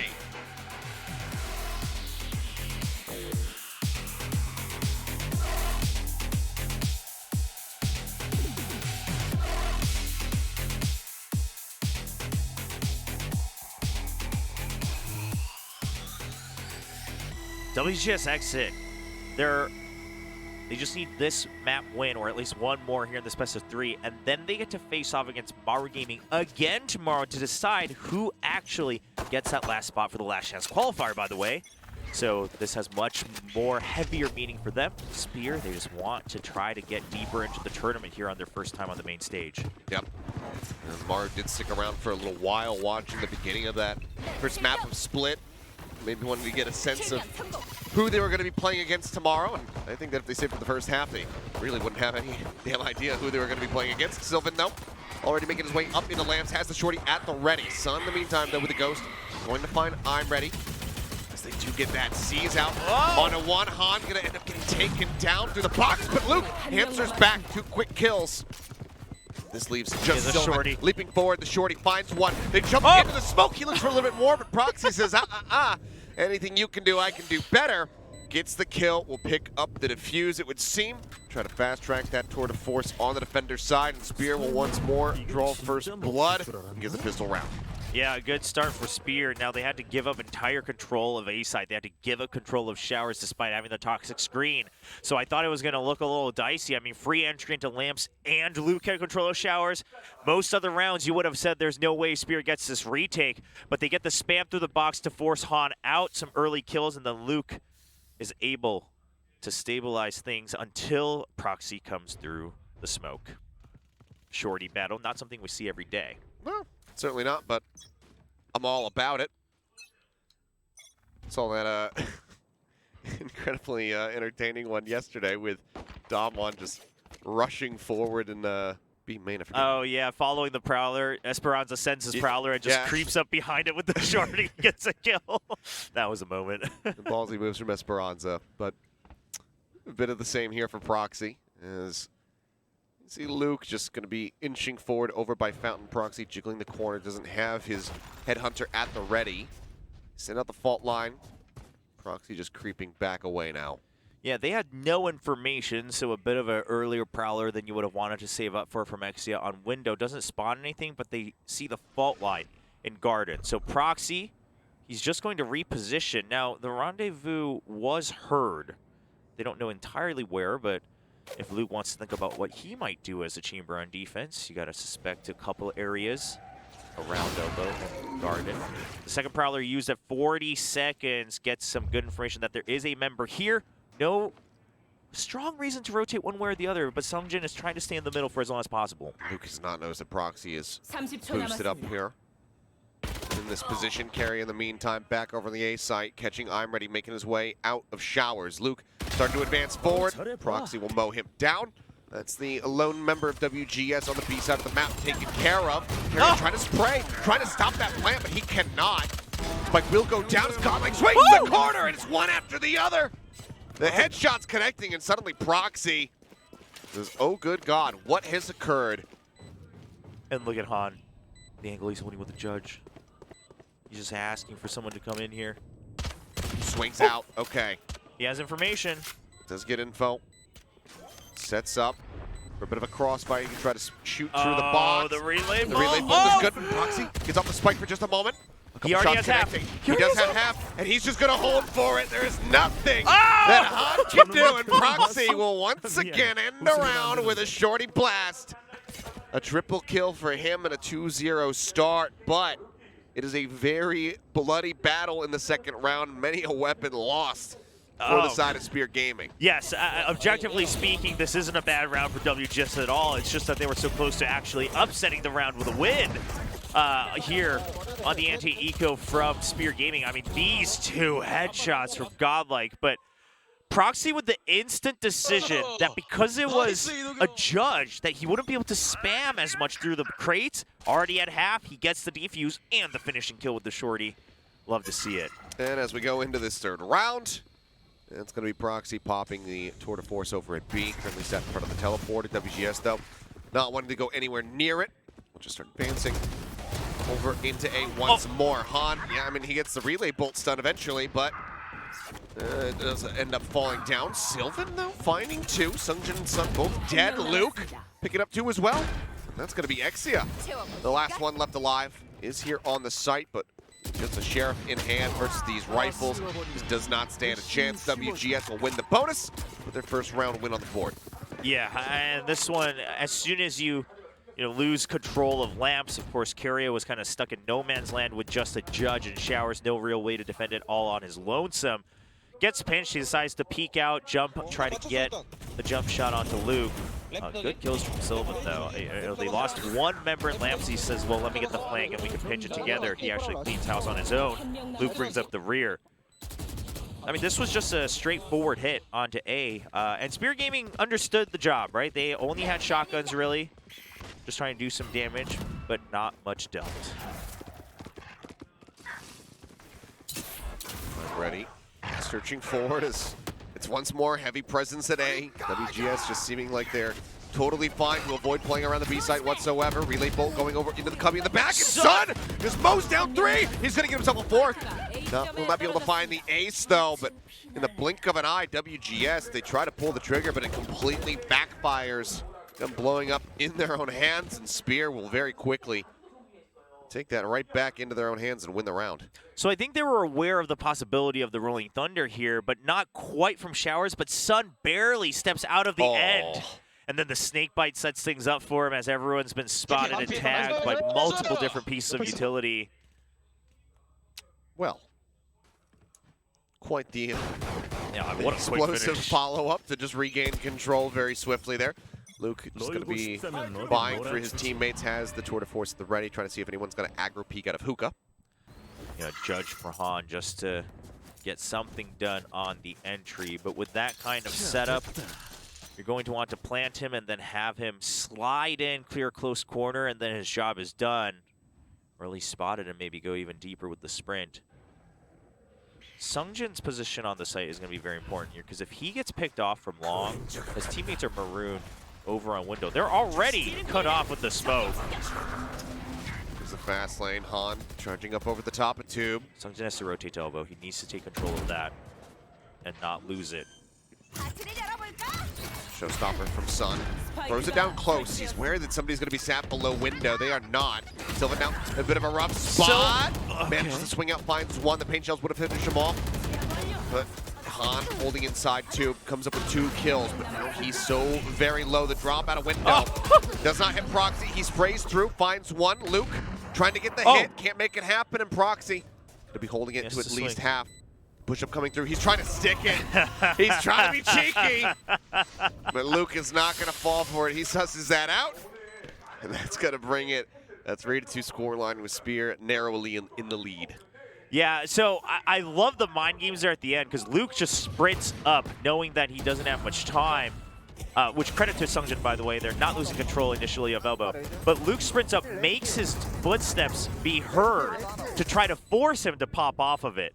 Proxy says, I ain't falling for it. And Luke says, oh yeah? Well then, I guess I have just enough time to peek around the corner. Gets the kill, and with this eco, it looks like it's going to be it's a fast push. Oh, they don't want to take any risks. Seeker's used right away. Proxy just having the TP back. Jump forward, Han gets himself right on top of the enemy chamber. That's the danger with those short rendezvous. And now the spike going to be planted here as WGS continue to assault this A site in record time. Yeah, I mean, knowing that it's an eco, that there's a chance they want to push out. Oh, a little bit of a delayed reaction from Han. Ready gets Exia though. Oh, it is a 2v3, but of course just the pistols here. Now, WGS isn't that rich, just so we keep things in mind. They haven't had a streak yet. Yeah. Okay, Sungjin spotted for a moment. Fallen going to be used, and of course they're running out of time. Last pack sent to try to offset anybody's aim. Gets a one tap in, but cannot get the kill. Luke just tracking him during the jump, and that suddenly ties us up at 3-3. Yeah, that round was crucial because, like we talked about, the creds weren't stable on either side. Obviously, a save here for Spear Gaming. So whoever wins that gets to really find some sturdy foundation in their economy, and it's going to be WGS, this judge, just providing so much value. And again, knowing that there's a potential for aggression, use the Seekers right away from behind. No one gets initially tagged, so they push off right off the back of those cabbages. And they're able to push in, get the strike they need. And here's the operator for Proxy. We're ready for that haunt placement. Clear it quickly. Trailblazer goes forward. I feel like I have deja vu. They'll send out a C's just to try to catch anybody over on short, but WGS very aware of this. They play around it beautifully, but Sun on the flank once again is coming up with value. Finds two. Sylvan does manage to drop him. Nearly dies himself. The orbital strike going to be held here by Sungjin, just waiting to hear the sound of that spike getting planted. Should they decide to TP across the opposite way, Proxy is still waiting on the B site with the op. Yeah, the TP is so riskier because their trademark was never popped, so they don't know if anyone's pushed out, if anyone's still in B. Number-wise, you expect at least one person, so Han just trying to draw out whatever utility with the fake. Just trying to bait this ult. Yeah, it's not happening. It's the Haunt was still ready, and they just have so much utility. Prowler going to get cleared. Smoke cutting off lamps. One's going to be over at CT. Okay, this time it does bait it out. You have some time to play with. But they still need to eventually take these fights in A. They don't have much time. Oh, volley down. Luke going to be TPing away as he looks for the shot of the counter swing. Sylvan finds Exia. Suddenly, GS very well could make this happen. It's down to one. Well, that allows Sylvan to reposition so well along with Han. Luke going to be displaced, and he was the healthiest member on the squad. Oh, this. And now the pit is going to be dropped in. They start going for the defuse. Han with the overdrive is going to melt through all three of them. Clutches it. And WGS, oh, they win it in spite of the pit, the orbital strike. They get so many ultimates out of Spear, and now they take the lead. They take 3 ultimates out and trade for the overdrive, essentially, at the end of all things. An ult that Han has shown us just yesterday, he will hold on to that ult for like 7 rounds. Yeah, he'll use it in the absolute necessary moment, whether it's to equal out economy. And there's been talk just globally of why does an overdrive find much value? There's only like 1 or 2 players. Well, that was value. I mean, you not only get the win after losing your teammates, you get the plant, you take out 3 ultimates, and you get a triple kill. Yeah. Wow. Perfect timing from Han to just pull the trigger on that ult. He sends it. He just utterly destroys them. And the incredible call there from Han to know that the pit was essentially used as a smoke. It doesn't entirely cover the spike. So he jumps over it using his speed as Neon, cleans out the others and says, oh, the Viper must still be in pit. My teammate just died. Just sprays through it knowing he has range, and he continues to keep on backstepping because you can run and shoot with the overdrive quite easily. WGS popcorn here. Oh, they brought real glasses. No, not the drawn-on 3D glasses. Just watch his decision. He says, oh, okay, here I go. Oh, yep. Oh, he spots him, and then he still goes for the spike first. I mean, just instant instincts. Lies. And this is why we talk about Han, is, you know, where he has that potential to be a top player.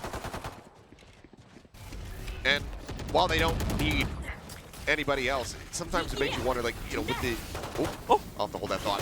Han sliding through. Okay, he's going to get cut down. Carrier with the frenzy does manage to get him. Yeah, trying to escape up into Hookah. Carrier does eventually fall. There's the Prowler goes Luke's way. this is kind of each other being tied up here. Proxy, can he put the rendezvous down? I think he's just out of range there, so he's stuck in the teleporter for now. Not much to be done there. Slow and steady, but you can see two backs up against the teleporter here being long, so they are ready for a rotation quickly over towards A should they need to make the call. Yeah, they want to see if anyone else pushes out so they can get information. Did not realize that Proxy has exited. It would seem not. No, I think he's missed that. Well, that's 3 members here, but with that, it's going to be a rotation over. Oh, and they check showers. Okay, I like this. Everyone goes through cave. Well, they check showers and they say, okay, so there was a lurk. So now they know we're coming to A, but it does take them a long time to get to site. They literally cannot fight. They have to just enter, get kills on the sprint, and plant. Fault line not going to find anything, and yeah, they are running low on time. The spike hits the floor at all. It's going to be a catastrophe, and Sun, he's got the showstopper. He sends it out, it hits godlike. No and that will be the end of it. They try to play around a bit. They try to make it silly, but in the end, it's egg on the faces of the members of WGS as the Thrifty will come through for Spear. Yeah, good Thrifty recovery here for Spear Gaming. And again, credit to WGS. You did what you could in that situation. You were stuck. You had no information. So you TP. You were a little bit late on the timing there. Han not happy. I mean, he thought he dodged a bullet there getting out of his own fast lane, but Keria 1 step ahead. They spot each other and Keria wins the duel. And if they had teleported just a second earlier, right, that rotation maybe works out in favor. They didn't have to rush in, but just a couple seconds late where they could not stop to fire shots. And that's going to be Spear's round win. High value Haunt, spotting at least 2 over by Fountain. What I was saying at the start of the round was, could you imagine a team like DRX that have proven that they can really condition and train players having Han? Well, it'd be a battle of the ages, right? Can they actually train him, or is Han the truly unstoppable one? Is he the wild stallion that can buck anybody off his back, or can they finally tame him? Riot Korea just puts up a prize pool for the coach who can really reel in Han. Looking for best coach in the world. Need to reel in and capture Wild Stallion. Oh, I love the fault line. Here's the shots. Wants to take him off the truck. Mission successful. Gets a snake bite as well. Now, they're just a hero and vandal here for Han, so not too many options for WGS. It's eventually just going to be a stack and a push. 30초 남았습니다. Once again, running the clock down. Proxy. Oh, I mean, he sees him coming. Oh. That's going to be the spike drop as well. B 지점에 떨어졌습니다. Han not going to die, but quite a bit of damage dealt here. The trademark just around the corner will end up getting cleared out. Exia playing up close. Oh! And yep, does not get flat. Han finds one. Exia pushes the smoke, gets another kill as Suns goes charging in. They will get the cleanup. Spear will take the lead now 5-4.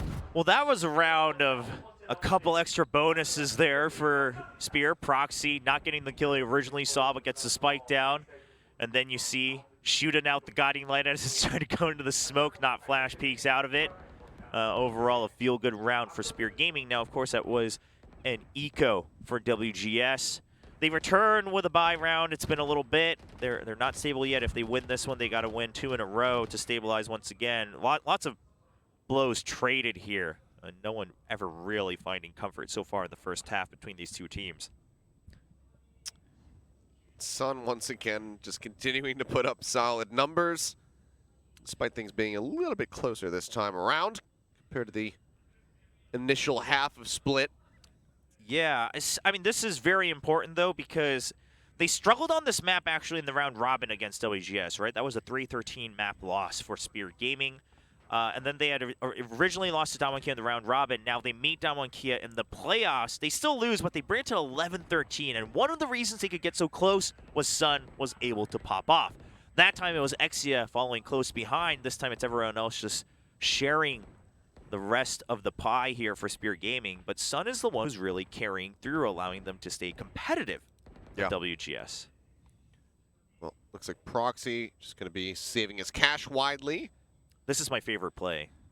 The tactical pause into the technical pause. Into the technical pause, yeah. We just need even more time. to talk about nothing. Sometimes there's the curveball with the technical pause and the tactical pause, but this one's a little more standard, Yeah, in my opinion. this is the one where the players can't talk to each other, but Yeah. it's okay. It's already taken care of. The timer has resumed. Not going to be having an extended little podcast break this time around. All right, so WGS, they call the timeout. They know they need to claw back in. Now, they have a lot to work with. They have the Seekers. They have the Rolling Thunder. I mean, this can be a very fast hit onto either site. For now, oh, they're going to position themselves to plant the Neon in if they can get past this first bit, but they want to see if this is the tour de force. They want to know. Jumping up to see if he can spot it. I think he did spot. Well, now they know for sure. What a no scope! Cancels the ult. That was a cheeky play though, trying to use the Omen to allow for a lineup there. Minded it all. Han wants more of the fast lane, and Proxy is going to be exposed. Han clicking heads. Dinks 2 with a Vandal. Carrier taken down by Luke off screen. It's just Exia trying to find some value. Anything that he can do, because again, the economy for WGS nowhere near stable, but he's not going to be able to do anything else. Luke with a very nice little lineup. ADS in, gets that headshot, and we are tied up 5-5. Is it just back-to-back maps where we're perfectly equal, perfectly balanced going into the second half? As things should be, Achilles, between these two teams, but that setup, that was a good timeout. They understand, oh, we're not even going to see it, but they understand that the tour de force is available, and they do everything they can to not only scout it out, but put him in a disadvantageous situation where Han might get a surprise pick, because they first use the Trailblazer, then they use the fault line to throw him off, make him panic and shoot the Omen ultimate, and that gives Han 1 split second of window. He doesn't get the kill, but it's an excellent setup to enter into site. Oh, they try to clear the dog. It does not work. Fault line out. Relay bolts as well. Flying is... Han just got... Did Han just get hit in the face by a blast pack? And he still just sprints through. It exploded on his forehead, and he did not care. No, he did not. Only Han. Why reel him in when he can charge forward? I've never seen that happen. That's incredible. In my life. That is amazing. Okay. Well, I'm ready. Holding down lamps. Finds one after the other. Carrier so far forward, catches Luke trying to run and gun past him.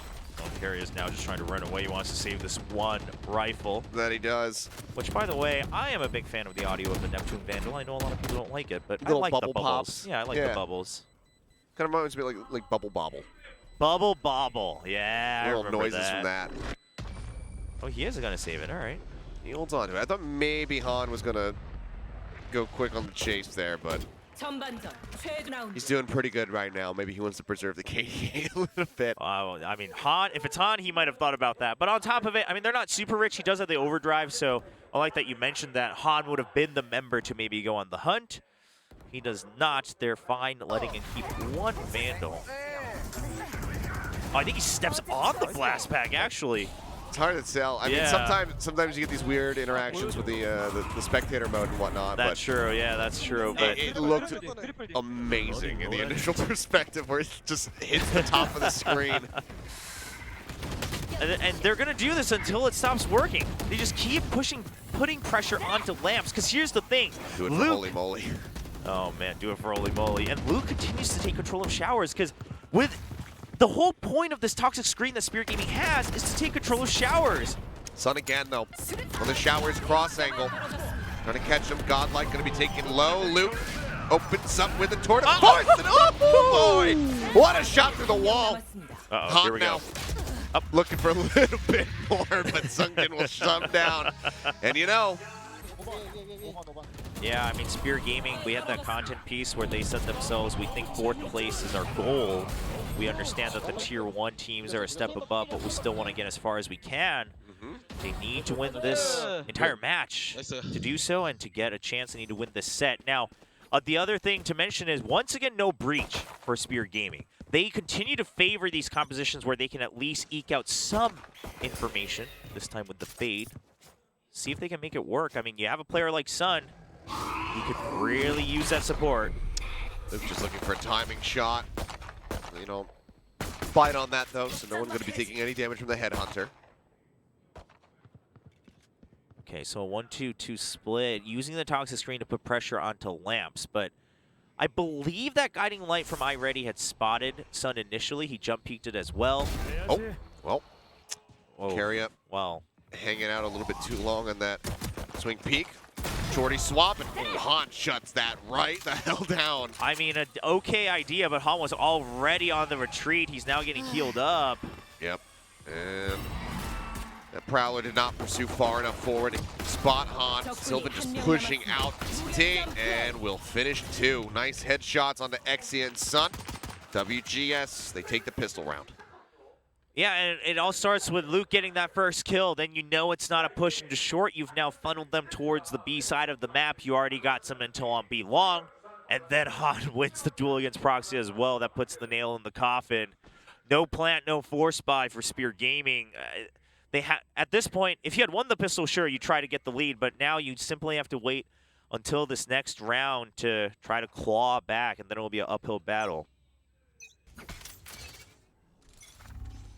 I'm just wary of maybe some potential surprise aggression from WGS, but more disciplined than usual. Yeah.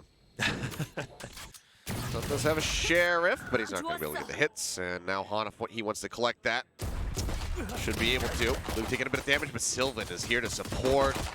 Swings out, continues on the chase, and Carrier's just got no way to escape. Sylvan, knowing his limits, knowing how far he can push it, playing it out to perfection. Han on the hunt, sliding in behind, will end up going down to Sungjin. Okay, so they were a little drawn by this potential rendezvous that everyone's focused in front of showers. Oh, they hear each other. Everyone knows where everyone is. I mean, they could just swing this corner simultaneously, and Proxy's going to have a bad time. I'm ready, yep. Pushes out. Through the teleporter, Sungjin looking for any kind of value he can find, but Sylvan will get 3. WGS now up by 2 rounds. There's 5 more to go for them to close out this series 2-0. Well, Han looks happy. This is the Valorant he remembers playing. Nice and easy, smooth rounds. Godlike, satisfied with how things are going as well. The round differential, not as big as they might have wanted, but the way things are going, and of course they get to be on defense here in the later half. And this is the type of setup we used to not see consistently from WGS. Always having someone to trade, always having someone to peek out. On the counter timing there, like we saw with Luke and Sylvan. The buy round does not look like a healthy buy for Spear. That Sheriff didn't get a single kill, so Sun's stuck with a judge. Double push out, Proxy punishing 1. Still suspicious that somebody might be with him, and he gets Godlike as well. Major value here for Proxy, just holding his ground. With the spike. Oh. Oh, Han. I mean, you can't blame him because he did peek it and Sungjin just was not there, but... Sylvan once more. Opening things up for his team. So, things get a little weird here. Okay, so they take out iReady. I mean, quite frankly, Spear can rotate here because they know where Sylvan is. They're just going to shove him in and plant on A. They don't want to waste any more time. Sylvan's goal here, take a couple weapons. If not, try to stay alive with the Phantom if no one pushes you. So I'm just waiting right here inside of the smoke. There's the clear out. He'll be good for 1. There's just too many people nearby. Exia gets the elimination, and there you go. Nice round pick up here for Spear in the bonus. Much needed, right? Because now you bring it to the 4th round of the half, where things will really start to settle on who gets the advantage. Until now, it goes the way of standard theory in a match of Valorant. I mean, the timing just in favor of Sungjin. Han had initially peeked that. Sungjin wasn't quite there yet. He was slow creeping back onto the spike. And this time they waited for the aggression over on Showers. It works because, of course, it's the bonus round, so much more standard for WGS to be pushing out. Luke with a Bucky. Making his way into Hookah. Set up on top of the box. Boombot bouncing the opposite way.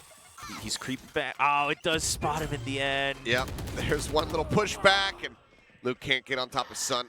Finds the elimination without taking any damage. Just a Trailblazer in response, and because of that death, you see the shift back starting to happen there from Godlike, but wisely he does decide to stick around A. Yeah, well, a good guiding light from iReady before Godlike uses his fault line just to see if he's needed. The guiding light does not spot them right away outside of window, so Godlike prepped with his fault line for a short once more. They're on the Prowler, Han relocating. Proxy, unpredictable. Proxy needs help on this fight in to the site, though. He needs to be able to creep up closer from showers. Sun getting pushed around by his blast pack. He's dazed in for a moment. Sylvan trying to hold that right side. Proxy comes in from showers, gets Sylvan, gets Godlike. Sun finds 3. And just like that, we are tied up at 8-8. Well, a clean finish to that round. Now, the timing on the screen started to look a little dangerous because it opens up for the crossfire, but thankfully Proxy is there to make sure that they can clean house on the back of site. Of course, they also don't get all taken out by Sylvan, so things work out just fine. Clean stuff here from Sun, continuing to be that is a beacon of light in the darkness. I mean, look at get right back 22 up. kills. Yeah. All on his lonesome, really carrying the team on his back right now. It's been looking really good. Wow. Proxy. Okay. That is the hardest hitting phantom shot I've ever seen and felt. I straight up thought he had a Guardian. Yeah, that's what it sounded like for whatever reason. I look at the kill feed, I'm like, that was a Phantom did that? Wowee. Does he have that, I don't even know, like loaded with hollow point rounds? Is that like a special shop you can access in the menu? Oh man, the future of the Radionite points.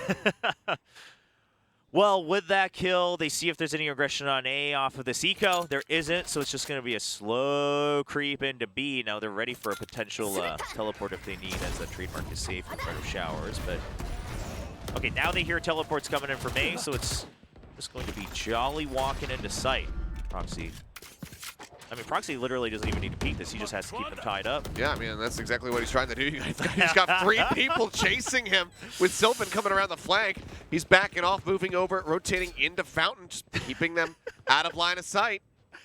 And here's the thing. WGS needs to do this. They need to figure out where he is. Okay, well, they have. And that will be a Phantom that they can now try to utilize here or just save it. I mean, listen, you have a shot like that at the beginning of the round. Of course it's going to even out at the end of the round. Now, that does give Han a Phantom a very slim chance here to try to break through. Very telegraphed retake, but one with a single Phantom. Wants up over the top, sees Han, sees Luke as well. Sees Han, sees Luke, and sees Throne to keep them at bay. Aha. Where are you going with this? And of course they want to get the extra creds on the Death to the Spike. Godlike will keep that one free Phantom upgrade they got. Spear take the lead now once more. I mean, this is a clobber of a match so far, both in set 1 and set 2 of Kilios, just trading blows back and forth. Split was a bit streakier, but... Exactly what we were expecting. Yes. So, you know, we might not have been able to predict how the first series went today by any means, but we're spot on. I mean, you either had to be the biggest Maru fan or the biggest gambler in the world to predict that first match to go in Maru's favor 2-0, mind you, but... Yeah. At the end of the day, props to them, of course. They're now trying to figure out who wins this one as their next opponent tomorrow. I'm sure secretly hoping it's Spear, just because that at least secures Maru Gaming their own last chance qualifier spot. But, okay, well. I think they said during the interview that they want to play versus WGS because they want to beat them again. Yeah, they want to get revenge. Whether They're really leaning into this rival story Whether or not that's the outward excuse, and internally they're like, oh God, please, please Spear. Well, I think for Maru, it's that they took the lead in the revenge or the rival story, right, in Stage 2. They were getting defeated consistently in Stage 1. They answer back with the tiebreaker in Stage 2. And then they lose control. Yeah, and then they lose control in the playoffs. They were like, oh, I thought we put an end to this. Well, WGS, if they want another shot at defending their rival glory, they need to try to close this out on Bind, because if it goes to Haven, I will say I think Spear's Haven is cleaner than WGS's. WGS have done some wacky, borderline inane things on Haven at the time. They get very rushed, and they overthink things themselves quite a few times. They get very repetitive, but that's if we go to set 3. Spear trying to keep this lead here. They do have the orbital strike. Sun 1 point away from the showstopper, but that's not an ult where you're going to greed an orb if he gets a kill, though. Already taken so very low. 10 HP remaining for him. Too bad Sky can't heal herself. Yep. And it looks like they are perfectly satisfied with the damage dealt. Don't need to pursue any further into there. Proxy in the meantime seeing if anybody's lurking around long, which Luke is, but he is not budging.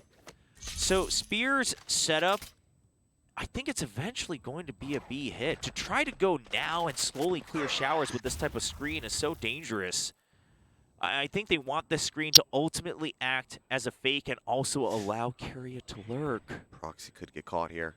Just a little bit further, and yeah, Luke finally decides to strike. Okay. No. Finds one. Those Luke's there. Oh, a little short. Couldn't aim high enough there. Yeah, just a bit shy. Only gets a little bit of damage onto him, and then Luke just swings right back out from garden into the site. Takes down Sun. Carrier not finding Sylvan. Godlike holding close. Picks up one. Han will be the finisher.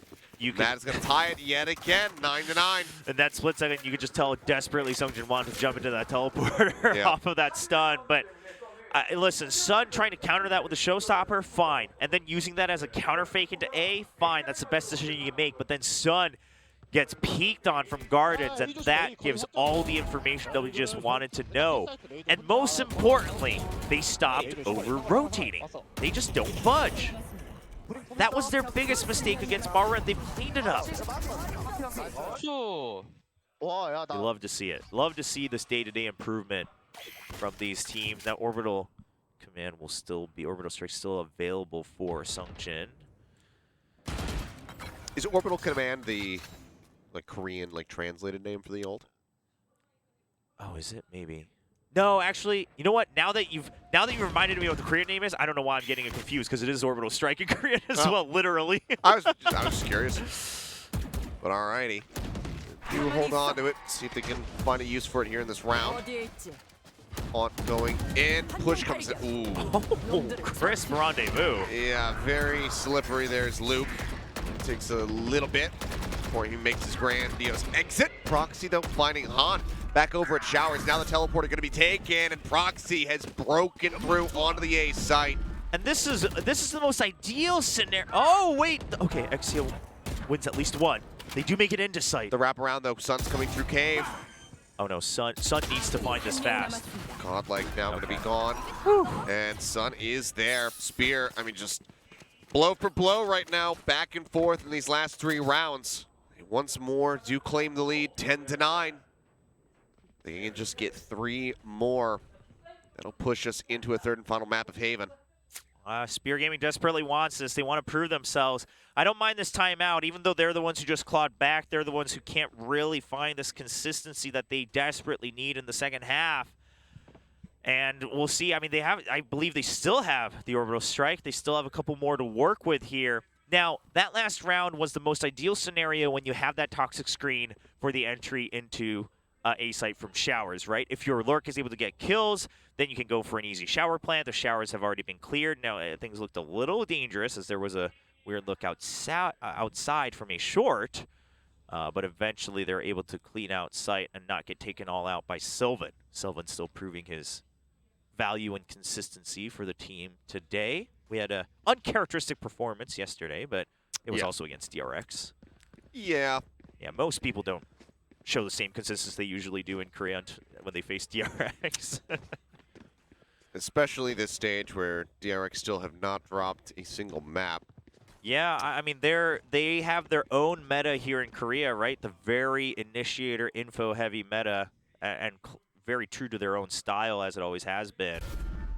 And no one has been able to crack it, quite frankly. I think we saw, I mean, you know, an attempt sort of made yesterday by Han Slayers, going, you know, without a duelist on Ascent as well. So, unfortunately, they just didn't pilot it very well. The info-heavy comp set up by Damwon was a little bit too good for them. Luke. But enough about that. We don't talk about teams that have been eliminated. Oof. That's in the past. Let's focus on the here and now. Oh, man. That hurts. Yeah. That's why I don't get why people keep talking about 10s. It's fine. Let's move on. Let's focus on the teams that are still here. True. 10-9. Slow start to the round here. Spear's so cautious. I mean, they know how close they are right now. Yeah, and they don't want to get taken out on another Thrifty. They know it's a tour de force. Robot. Okay. Okay, he snaps away from it just before the explosion goes off. Proxy, though, catching Godlike. Jump forward now, Sun diving in, lands on top of the bite, rotates back around to the front of the site. Luke catches one with a tour de force. A little bit shaky on the shots. Proxy will finally stabilize and get rid of Sylvan, but Luke has got Sun at the same time. Luke's still here. Luke is just gonna, okay, he's just gonna no-scope area. He's just gonna no-scope area. Han taking 2v2. down the overdrive, not gonna be able to find anything. 2v2. And Luke is on for the Oh, ace! And he has got it! When WGS needed it most, the chamber, full value, tour de force into the headhunter, gets a bunch of slow fields with the tour de force kills on the site. Massive ace. Utterly immaculate from Luke. Positions the site. Look at these the way rotations. that- yep. Oh. Every single bit of movement that he's doing here. Oh, my Absolutely just perfect. Just perfection. The ace, the clutch, the absolutely just full of himself, double fist bumps. Yep.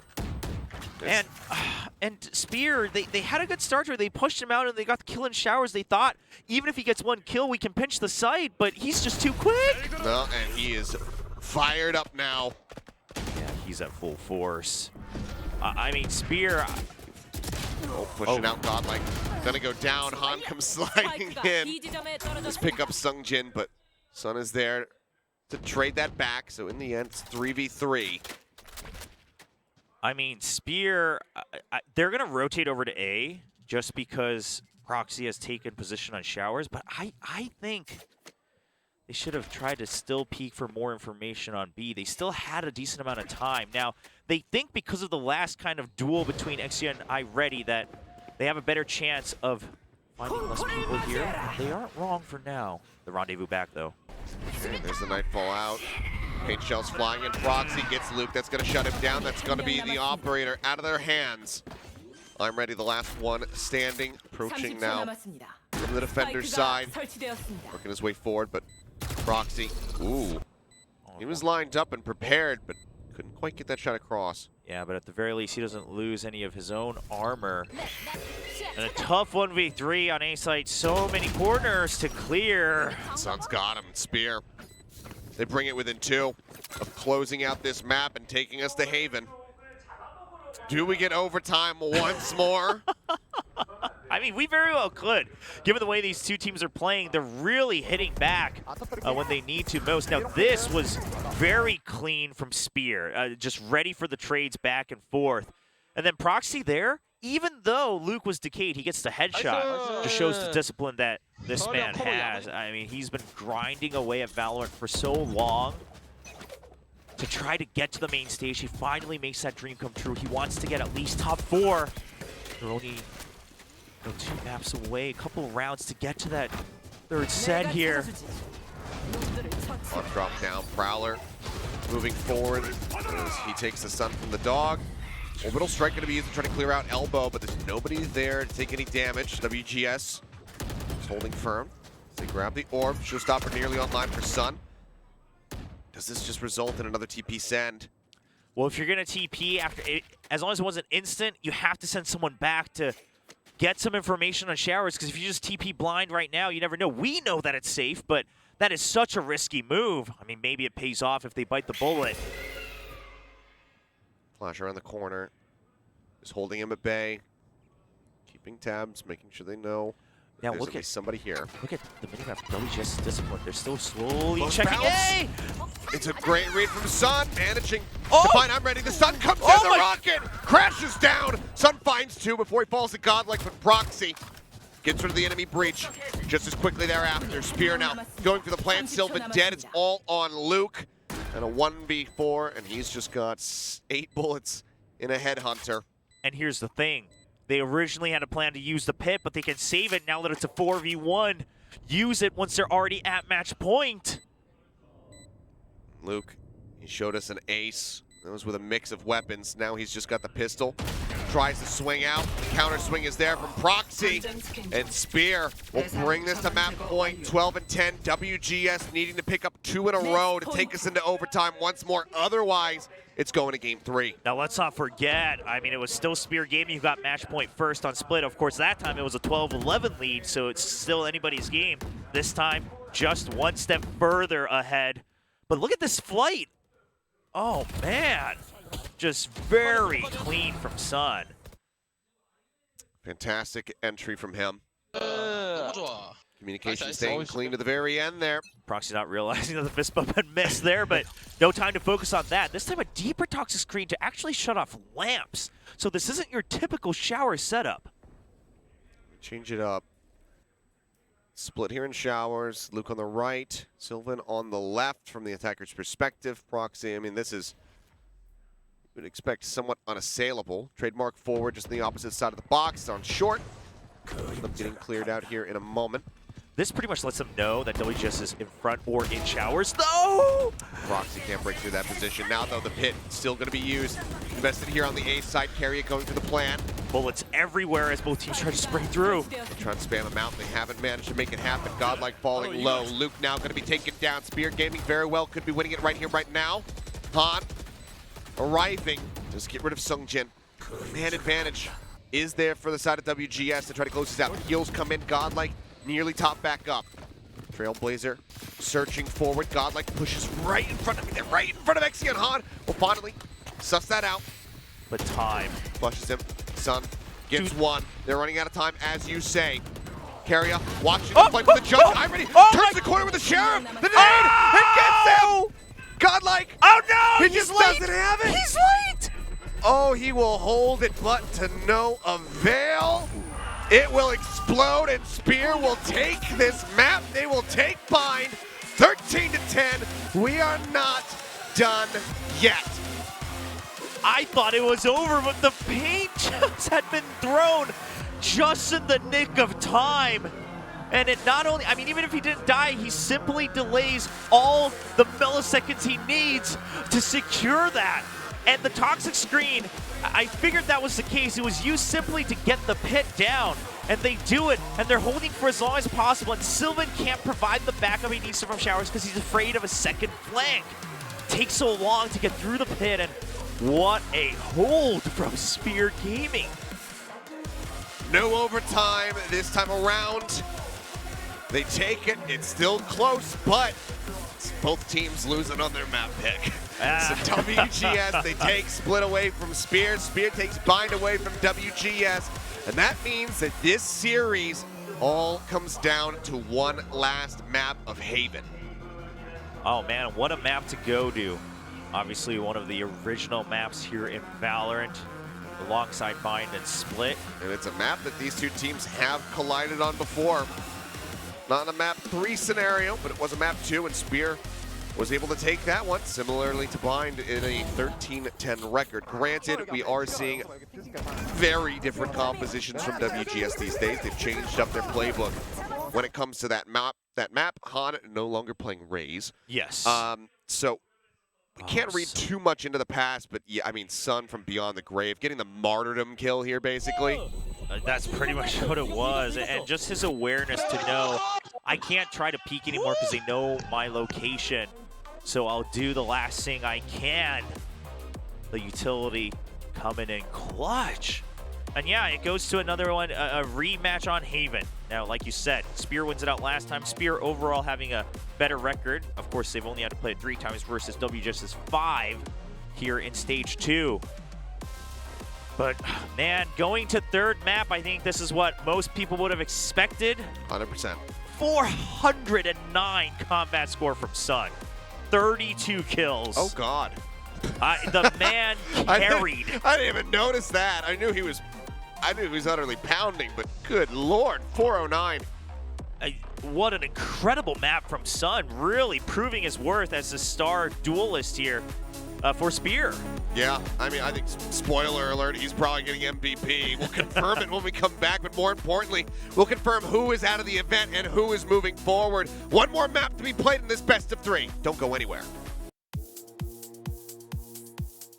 This leaves just Here's a Silva. shorty. Leaping forward, the shorty finds one. They jump Oh! into the smoke. He looks for a little bit off that plant, but he cannot. Spike will go down. It's Godlike swing to the corner, and it's one after. A bit of a crossfire. You can try to shoot through the box. The relay The ball. relay ball is good. Proxy gets off the spike for just a moment. He already Shots has half. connecting. He does have half, and he's just going to hold for it. There is nothing.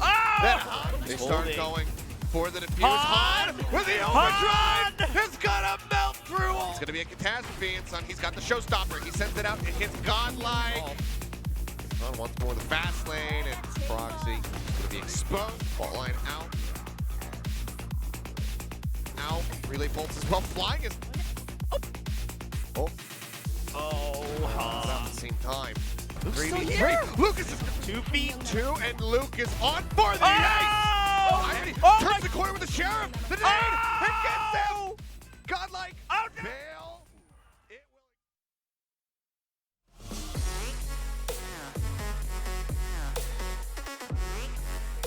And we are back. One more map to be played out between these two teams. We knew that it was going to be going the distance. It was destined to happen. 1-1, as neither team is able to win on their own map pick. Spear, they lose out on Split, but they win on Bind. Now we go to Haven to settle it all.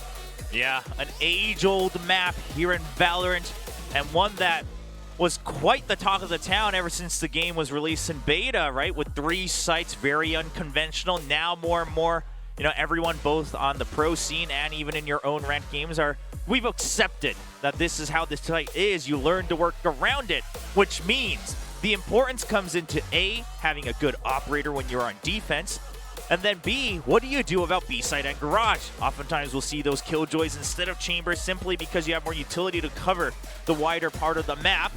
But if you want to always have a free operator to counter the enemies, then the chamber is the pick to go with. Well, the pick that we all went with for our MVP was, of course, Sun, dropping some impeccable numbers there. What, 32 kills, I do believe.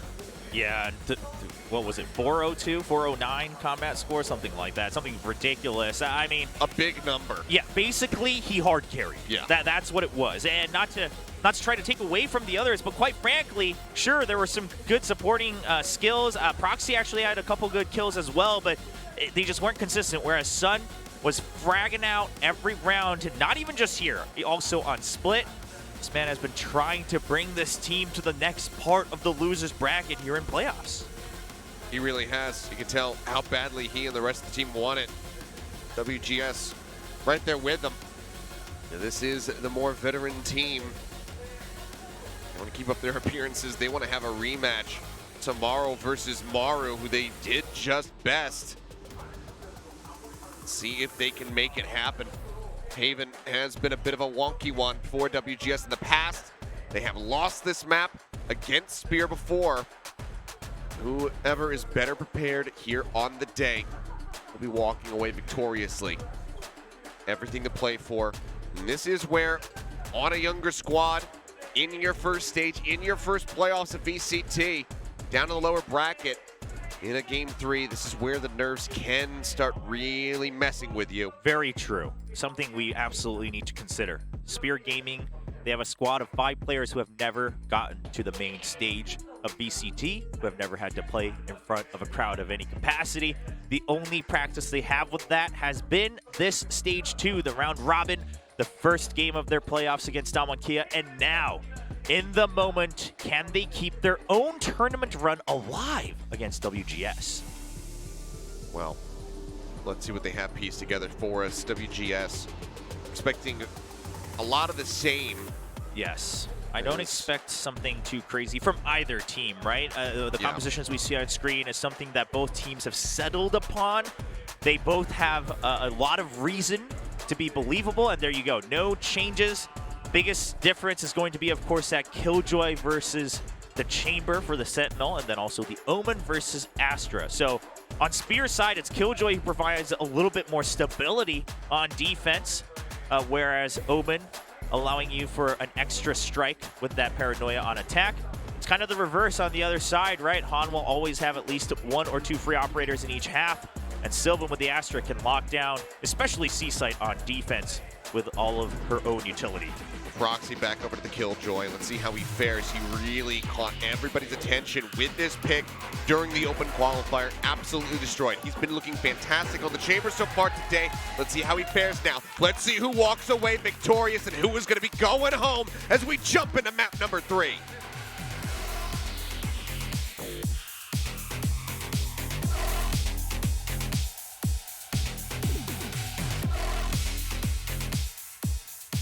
I also didn't have a chance to talk about this because I don't think they were actually caught on camera today. We earlier saw what I believe to be not only Luke, but iReady's family supporting their players. But right behind them, actually, in the audience is Sylvan's family, who's been here since the first match. They just wanted to make sure they didn't miss it, but we're off to a quick start.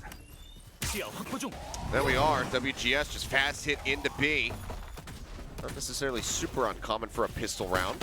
Ooh, a late activation of the nanoswarms has completely cut off support for the time being from WGS, though. Buys him a little bit of time to more gather together. Shock Dart out, not going to find a hit. Sun tries to play forward, and oh, the flash timing is beautiful, and he just absolutely domes I'm ready. Like though, finding one, Sylvan pushing in. Sylvan. Gets two, and oh man, Luke helping to clean up as well. Now it's all down to Carrier. He is completely and utterly surrounded. He'll be able to pick up one more kill, and that is it. 3 members left standing. WGS, they get the pistol round. So this is one of those things that WGS used to struggle with. If we go for a quick strike and we have no flank, do we push through the site? Oftentimes, in theory, it can make sense, but it always comes down to the nuance. And this time, they choose not to, simply because, oh, Killjoy utility was late. Let's use that against them. We can still get the easy plant. And of course, Godlike staying alive in sight, being a menace, helps open things up in Garage as well. Well, basically full save from everybody. Only some minor investments. A shorty there for Proxy, a Marshall coming in for Sun as he tries to catch Godlike, who will not be able to. Yeah, going forward, trying to clear out some of this KEJ utility. Exactly. Proxy sat. Oh, but they just spray the smoke. Not taking any chances, and I like it. You don't want to sudden peek out to stop the defuse or something like that. And Godlike is still holding the flank. Did go a little bit low, though. Exia able to find that elimination. Doesn't have much HP to work with. Wouldn't be too shocking if he shifted the Spectre over to Sun, but looks like Sun's going to be staying with that Marshall all the same. You gotta give this over. Ooh, no. Hot around the back. There's one. He's looking for the next. And some narrow misses, but he does eventually get that final headshot. Sungjin will be able to scoop him up, but with 12 HP versus 3, something tells me that he's just going to wait this out in window for the spike to explode. Yeah, both teams at this point are happy to do so. WGS, they don't want to risk losing another Spectre here. And meanwhile, Sungjin will have to die eventually anyway to get the full creds he can, so he'll wait for the spike instead of giving over a free ult orb to the side of WGS. But a very smooth start, and I like it. They go for the full armor in case of the Marshals coming out. They correctly identify that. Godlike scouts out A, says, hey, there's utility plus a jet here. Walk into C. No chances taken. A clean entry. Very nicely done. Good amount of damage dealt in the back line there by Godlike. Just couldn't quite find his second elimination, but Han more than made up for it with 3 kills of his own. He's just going to be 2 away from that tour de force. So it's a solid start, but now Spear, they move forward into the bonus round, rifles in hand. Let's see if they can stop this momentum, shift it back into their favor as WGS looks for another fast hit here onto the B site. Updraft dash forward. At the top of the generator. Now drop down, Sun waiting the opposite side of the smoke, judge in hand. Yeah, but he's not going to find a window here. Wants to see if WGS will push through as they often have, but here's the thing. This time they have that trademark, so they have no reason to push out of the site. Their flank is covered, and Han's creeping into C. Sun goes for the push, and he's going to fall. Godlike got him in the head, and Han at C does get Sungjin. That's going to be a nice weapon upgrade for him. As Carrier will get dropped to a judge from the side of WGS, and this is looking catastrophic as WGS are poised to move up 3-0 and what could very likely be a flawless round because the remaining members on the side of Spear, they're backing up. Proxy and Exia know they need to save these rifles. Yeah, you absolutely need to. Spear is making the right decision here, but guess what? WGS gets 2 free rifles, so the ones with the Spectres can very easily go on the hunt. They know that the Killjoy is near here, but Proxy not going to give them the time of day. Exia will make sure he covers his teammate and barely get out with 2 rifles off of their buy round. really good improvements from WGS, right? Instead of trying to work with what they have within B site whenever they go for the strike, they have the trademark on one side, Hans creeping on the other every time. That gives them some more stability until he gets a kill, and then they can push out and gain more space. Now just changing it up, seems like widely willing to ignore the A site. Triple stack on B, one apiece on C and A, but now Sungjin setting up smoke, trying to keep himself covered, but the onslaught will proceed here. So WGS get themselves in onto the site. Exia going to be the first one to get dropped. Han catching him out in mid. This was a really good call because they've been striking B, twice with these quick hits. So they expect either Killjoy Utility once again on B, or you shift heavy onto B on the eco to push out. Oh. Uh-oh. Well, I'm ready. Losing out on that duel to a frenzy. Still does a significant amount of damage.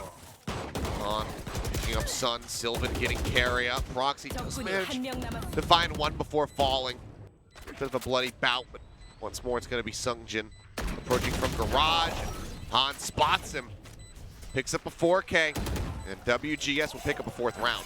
Yeah, Hans feeling it, getting back in the zone. Of course, a 4 kill. He has a tour de force. Everyone on WGS well-rounded on creds. But as I was saying, I mean, on this eco, except for the 2 saved rifles, you didn't have many choices for Spirit Gaming. So WGS takes the right gamble, thinking they're going to push out of mid, which would allow Killjoy to have to stack all of her utility onto one side of the map. They correctly identify that it's got to be A, because Owen can't possibly hold A on his own, and they just walk into sight. Now, operator round for Sun. If he cannot get value out of this, WGS will run away with the first half. Very true. Rolling Thunder going to be used at A. Tailwind forward. They're trying to sell a fake, but Sun just holds firm. Cuts down Han. Nice little headshot from him. And, well, they tried to sell the fake at A. It seems like that's where the spike may very well end up going to. We'll start shifting this forward. For the most part, the majority of the squad is nearby to reply to a plan. So initially, Spear also thought that it was Han that was the lurk. Now the plant got so delayed, so right now, Sun, he can't walk back into sight, so he's just holding garage. And now they'll know. Doesn't quite get the plant, but he's tagged. Gets the tag, but he can't get the follow-up, so Sylvan just going to be hit down to 70. Otherwise, it's fine. Sun trying to retake, but the operator can be difficult, so now he's going to go back over to the Blade Storm. Narrowly avoids getting sunned up. Sungjin pushes out of heaven, finds Sylvan, but I'm ready. Gets rid of the jet, gets rid of that Blade Storm. The ult eliminated, but pushing through, and now they just need to find Luke. Stuck away behind the smoke. The charge comes in. Exia unable to find it. They're starting to stick this, and the swap over. A little bit bloodier than we could have really seen. Watching Proxy's POV, Luke does manage to pick up a couple additional kills, as the fist bump will eventually come in, as does the round victory for Spear. Yeah, like you said, quite bloody, but hey, they get to keep the operator. They made the value work. Now WGS has to respect it. And biggest thing there was an excellent dart from Exia. Spots 2 members on site, allows him to peek from heaven and link all together. And that opens the retake for Spear Gaming. Oh, copy. Oh, man, yeah, he's saying, oh, that was so close. Nice try, nice try. Yeah, but I mean, Luke, he could have had it any other day of the week. Ooh. Sun not going for the shot. Drops down. Sees him in the window, takes the shot, but isn't even going to get the wall bank connection. So no damage to be pushed out onto these members of WGS. Now, after the turret gets taken out, Killjoy not investing all the other utility, they actually just shift on over. They're waiting to just retake A because they have Rolling Thunder and Lockdown. So they've completely ditched it. Just Exia here to gain info as soon as possible and make sure that they don't lose control of Link, because then they'll give up more than half of the map. Now, WGS still slow creep forward. They will eventually find this. It's not like they have any ults. They'll overinvest here on the entry, so eventually it'll be a free plant. And now the 5-on-5 retake is what we're waiting for. Lockdown plus Rolling Thunder. How aware is WGS of those possibilities? All right, well, plant coming in. 스파이크가 설치되었습니다. Just Start trying- over the top. Just very minute amount of damage onto Sylvan. I like this. You have the Rolling Thunder anyway to clear the later part of the map, so... Oh, that play gives Silva the Astro Wall. That ruins things just a bit. Okay, comes crashing across. Kyrian trying to set that up. Push into Proxy, gets into hell, finds an elimination.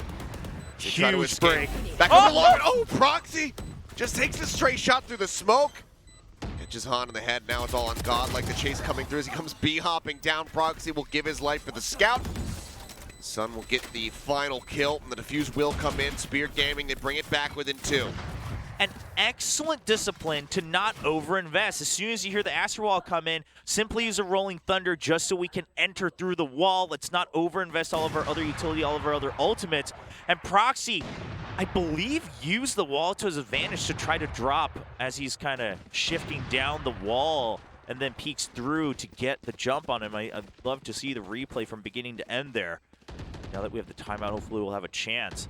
WGS, I think this is a reasonable timeout. Not only did you lose that round, not prepared quite so for the retake, even with the Astro Ultimate, but also you have the lead in attack. You want to make sure you maintain it. Let's keep tabs of what they haven't used. I believe the lockdown's still available for Proxy. That's something that WGS will have to keep in mind. Yeah, just considering going for it, and good on Proxy for holding it, because yeah, Luke sat there. At that point, he hadn't used the Aftershock. Yes. So if he throws it, Luke's just, well, I'll just put the Aftershock straight through the ceiling.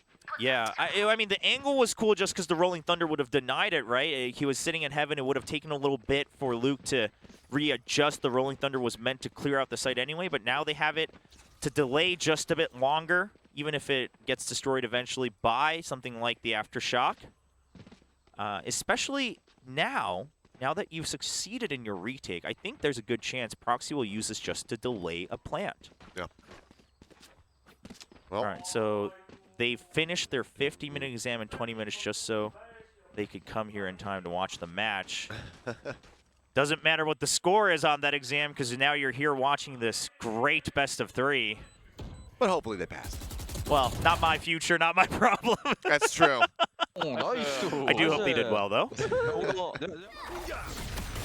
Oh, okay. My son trying to just stay Things alive. getting dicey. Oh, God likes the one stuck now. Both Jets barely getting out with their lives. Flashes abound. Good peel from either side. They do manage to escape.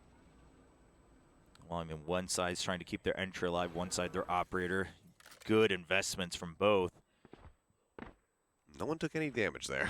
Yeah, that's the important part. And now look at this. Proxy is set up for B, but can provide the lockdown to delay an entry if he wishes onto B or C. Obviously, if it's A, it's most likely going to be a retake lockdown. No Aftershock, mind you, from Luke. Very true. Doesn't have that to clear. Depending on the position, I'm ready. Would probably struggle to get some darts on top of it as well. Cloudburst's going to come down just to escort them across from sewers. On is inched up over into C Cubby. So, you know, I haven't seen anything so far, guys. Smoke's going to come down, though. Sungjin's starting to get a read on this. Yes, I wanted to see this because you're at the 30-second mark. They have nowhere to go. A shut down with the operator. Well, orb going to be taken. 22 seconds now remaining. So the lockdown will expire. Paranoia. Now the hit has to come through. Paranoia? Godlike, look at the charges way through. They get the dart Oh, out. the stun fault line! connects, and Sungjin gets Godlike. He's looking for a bit more. He pushes straight into the Aftershock. He does not care. Karya ends up killing off his teammate, but he'll also get the final 2 members on the side of WGS. Beautifully played by Proxy. Absolutely massive. This was the calculation they wanted. This was the setup they had been gunning for. Shut down A site with the operator. Keep it alive so they can never think about it again to enter. And then the lockdown on the timing. It doesn't end right at the end of the round, but that's because you still have the paranoia and the fault line to deny entry into the site. Excellent hold. It's a great read. The timing is perfect. You know, a shout out. He poured one out for King, who got eliminated earlier in the first series, but that was very much a King-esque maneuver. Absolutely. Just brilliant from the IGL and Killjoy for Spear Gaming Proxy himself. So WGS go back to True Faithful here, jumping into B, trying to draw out utility initially before the plant. When all else fails, attack the B site. This is the holy moly mantra WGS have seemingly adopted. Luke standing by, Rolling Thunder crashing across into the link. They try to retreat back. I'm ready. Finds Proxy. He missed the after Yes, shock. he did. Shock is clearing out a site where Han is creeping around behind. He's making his way over. Shorty comes in. Luke just holding down left click, puts quite a bit of damage down. They're trying to go on the chase. Carryout will get him in the head. I'm ready. With the Hunter's Fury finds Exia, and Carryout will fall in the end by Han's little lurk. WGS breaking the momentum. They allow for Spear to go ahead and pick up 3 consecutive. And now they will regain control, and it seems like we might have another timeout called, this time by Spear. I mean, Spear's trying to claw back. Now, if they can tie this up or even just get to a 5-7, it's not the end of the world, right? It's Haven. You have an Omen and a Breach to try to break through a site to make those duels advantageous for you. Now, WGS, they've got B site figured out. They're not overdoing it. They're not over-rushing it. This time they use the Astra and the Chamber to always cover their flank. That way their teammates can enter, plant, and slowly creep out after looking for a couple early duels. Just get an idea of which link they're coming from. I like their B strikes, but it's not going to work every time. There's going to be adjustments, especially from the Killjoy and the Breach. We're going to figure out these timings on when to block it out. Still for now, though, finding relative success. So how many times does WGS keep pushing the envelope with this? I mean, that's true. Maybe. Do you just do it until it doesn't work anymore? Maybe. I mean, you are ahead. If you get, let's say, even one more free round with the B strike, then you can try something else for the last couple rounds, at least round out at 7. I can't blame them if that's their choice. Now, of course, the other question here is we'll need to see another operator being bought out for Spear Gaming. They can afford it, but this will be pretty much their last chance to do so in the half if they lose it. Spam on her backside, Godlike just fully unable to play the game. Good catch there from Sylvan. Getting into the mind of an Omen. Following Sung Jin's movements perfectly. Sun, though, still has the operator. Very expensive round here for the side of Spear, so if WGS can win off the back of this, they'll set themselves up to really stretch the lead a little bit more, and that's a fantastic start. Sung Jin going to be taken down, and he barely finds any damage onto the side of WGS. Han, in the meantime, lurking in window. Carryout taking some shots his way. Han trying to get that elimination. Instead, will snap his fingers and rendezvous out to the spawn. Well, I love to see that. I mean, good patience from Han. Doesn't get greedy about the kill. You don't know if there's more. Your teammate's already planted. You have your trademark in A. Oh, just shut that. Oh, you cannot push that. You know there's a judge around the corner, you absolute mad lad. Oh, this is out. You have to save the op. When they pick it up, they can at least juggle it back towards the spawn. It seems like Exia will just go ahead and keep himself out of the fight. And, the call to retreat will be made. At least hold on to the most expensive of their weapons. Proxy now in a bit of an awkward position. Pushes, manages to fly at once, but Luke is quick to reply. Swings the corner, catches him in the head. There's going to be 2 members left standing here for Spirit Gaming as WGS will now move up, doubling the score of Spirit, 6-3. Good call from WGS, using Spear's timeout against them to go through C on a fast hit, something they haven't shown on many of these rounds. And the biggest thing is you go through the one-way, which was a little low, so you didn't really get the peak unless it was a wide peak. The drone peaks wide and catches Sungjin completely off guard, the flash hitting him right as he was dying as well. Just a great setup from WGS, and now it looks like they want to go back to B. I mean, it's also an eco, so they're wary of a push. They know the op was saved. Okay, Godlike dashing over. Himself below stairs there for a moment, but I mean, he doesn't have the tailwind. He can't get up on top of that generator, nor does he want to. No, but I like the usage of the skills just to keep them tied up just a bit longer. Now, they did kind of roll the dice here to push into C, and Spear is well aware of it. Backup has arrived. Smoke out, but they already pushed well in front of it. Sun taken out once more. Not going to be finding any value with the operator. Proxy going to get Han. That might just be the only kill that they can find. He will upgrade his weapon. Exia swinging in and out of B site, just with the classic in hand. Dark goes a little bit too deep to clip Godlike, so he's still going to be full HP, and he's looking to push the issue. As Exia killed Luke behind Godlike. Yes. I was wondering where that kill came from. He just shot behind him, and this is familiar territory. Proxy in the same exact spot as last round. this time not gonna make a peep. I'm starting to feel that Sun is trying to carry this pressure that he needs to make things happen.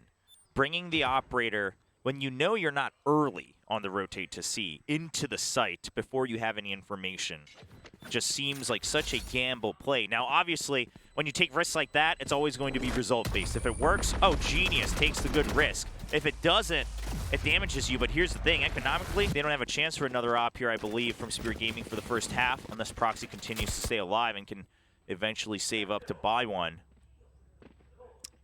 Let's see if we have a replay, because I kind of do want to see Exia's POV. I mean, that op hold. Great swing from Luke. Yeah. We're just going to see it from Okay. Godlike basically dodges under the bullets, and it flies right over his head. Clips off the ponytail from Jet and hits Luke in the face. Poor Luke, just out here catching strays. Well, oh, and WGS, they're starting to just put pressure to see if there's an answer because they've done it so many. This is a very different WGS. They're using their advantages as mind games against Spirit Gaming, and Spirit Gaming is reacting exactly. Oh, this angle though. That Rolling Thunder is not going to connect onto the Judge-wielding Breach.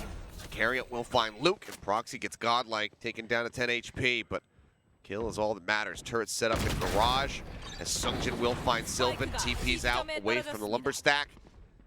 To a little bit more. Knows that Han is going to be playing nearby, because you can see that rendezvous. And now you know there's one in Garage as well. Oh, and he just rushes down I'm Ready. Now, a bit of an unfortunate timing from the side of WGS. Godlike rushing just a bit too far forward, and the Rolling Thunder gets hit along with the enemy, so he can't clear as smoothly. It was always meant to be a pinch onto Garage, but Godlike can't get the first kill, and the plan starts to topple over from there. Proxy holding steady. Waiting to see if Han is going to rotate all the way around through the spawn. Smoke just to block off. I mean, Han has money for the last round. He'll want to go for some extra kills because not everyone on Spear can buy back. Sungjin tagged. It's just 19 seconds left. Can he survive? Well, Han, he'll take the free gun. Oh, gets spotted. He's almost trying to bait these guys in just to get 1 or 2 extra kills here. Stun does not connect. Running and gunning. Sun just spraying the box. Eventually clears the corner and clears out Han. Flawless there. From Spear, they managed to put another round on the board, but it's just 4 thus far in this half. Can they make it a 5? Spear would desperately love to make it 5, and guess what? They have all the tools in their tool shed to do so. You've got the lockdown. Yeah, 4 ults, Hunter's Spear. I mean, you can literally just delay pretty much the entire round once you find out which site is being struck here. The biggest thing that means is Sun cannot overextend. You can go for the peek on A, but you don't have an op. There's no reason to overaggress. In fact, they just, after all this utility, they just say, all right, we get the message. X is well on his way. Sun wants to get one more piece of information here in short. He'll get that. Does he greet it, though? No, they see the star setting up. You got to back out. Han has moved right up outside of B side. Craft forward, he's just looking to see if he can spot anybody moving through the links on either side. Not getting much information. Turret set up on the opposite side of the wall to catch him, I do believe, unless he already cleared it out. Looks like he may have, or it was recalled. Now we'll have to wait to find out on that one, but ultimately, with the star there, they fake out some information, but Sun gets the first kill. That's so crucial, because it was meant to be a fake onto B with that Astra Star, and here comes the delay. Proxy's ready for it. This could be a bit soon, but yeah, they're actually going to continue shoving up towards A site. Han, he's lurked into B. Gets the catch on a 1, he TP's out. Now the spike is going over to the opposite side of the map, but it's too late. Proxy's out of the fight. He cannot delay with that lockdown like he wanted to. Hunter's Fury opened up from Exia though, and he gets the insta-tag on Luke. What a snipe! Now it's just 2 members left, Sylvan and Han. Trying to make something happen. Rolling Thunder, by the way. Yeah. Just don't even come into the site. There it goes, pushes them back. They're slowed up. And they've only got 6 seconds to try to get the plan down. Flash goes out. Han managing to get the headshot, tucks into the corner. He's got just enough time. Sylvan takes down Exia, and suddenly this is very possible for this duo. Paranoia across the way. No! Sylvan gets Sun, has it slip through their fingers. Sungjin Tries to keep it alive. You have a shroud slip. Oh, he knows there's a Oh, push, but Han gets the quick scope shot across. We're kind of talking about when it comes down to the nerves that these players can be experiencing. Oh, yeah, I mean, once you didn't spot someone, Showing the Han shot again. oh, we'll see it. Oh my, that is, oh It's like my, a frame perfect. yeah, and there, I think God was like, you win that? What? I mean, yeah, it is frame perfect. That's incredible. Absolutely insane from Han. Now, on the attack goes Spear Gaming. They've got a pretty significant gap to close, and Han is looking to make sure that they cannot do that. Fault line coming across, Godlike picking up 2 out in mid. Sun managing to find 1, gets tagged down below half HP. Proxy going to be getting Han as well. The Frenzy offers up a decent amount of damage, but Godlike will get a 3rd elimination all the same, and now it's just Proxy by himself. I think he just got the call that they're all tagged up, and he wants to go for the win. Instead of the plant money, he wants very to well go could for catch the them win. off guard. This positioning, he's got the classic though. There's the tailwind, the jump across the side. Flash comes out, he tucks into the corner. Another flash, he tries to turn away from it, but Luke just charges in. Frenzy at the ready, and WGS will take the pistol round once more. I mean, plant money versus going for the win, there's always a debate. Sure, you could have planted and they're still low, but he doesn't know if someone's maybe flanked already through a link, so he'd rather go for the certainty. He had time, did they not push, to still reconsider a plant, so I don't blame him. On that one, I do not blame him, and quite frankly, he almost had it, but Luke comes in with the frenzy, knowing that it's a 2v1. Decent attempt, but decent attempts don't keep you in tournaments. No, they do not.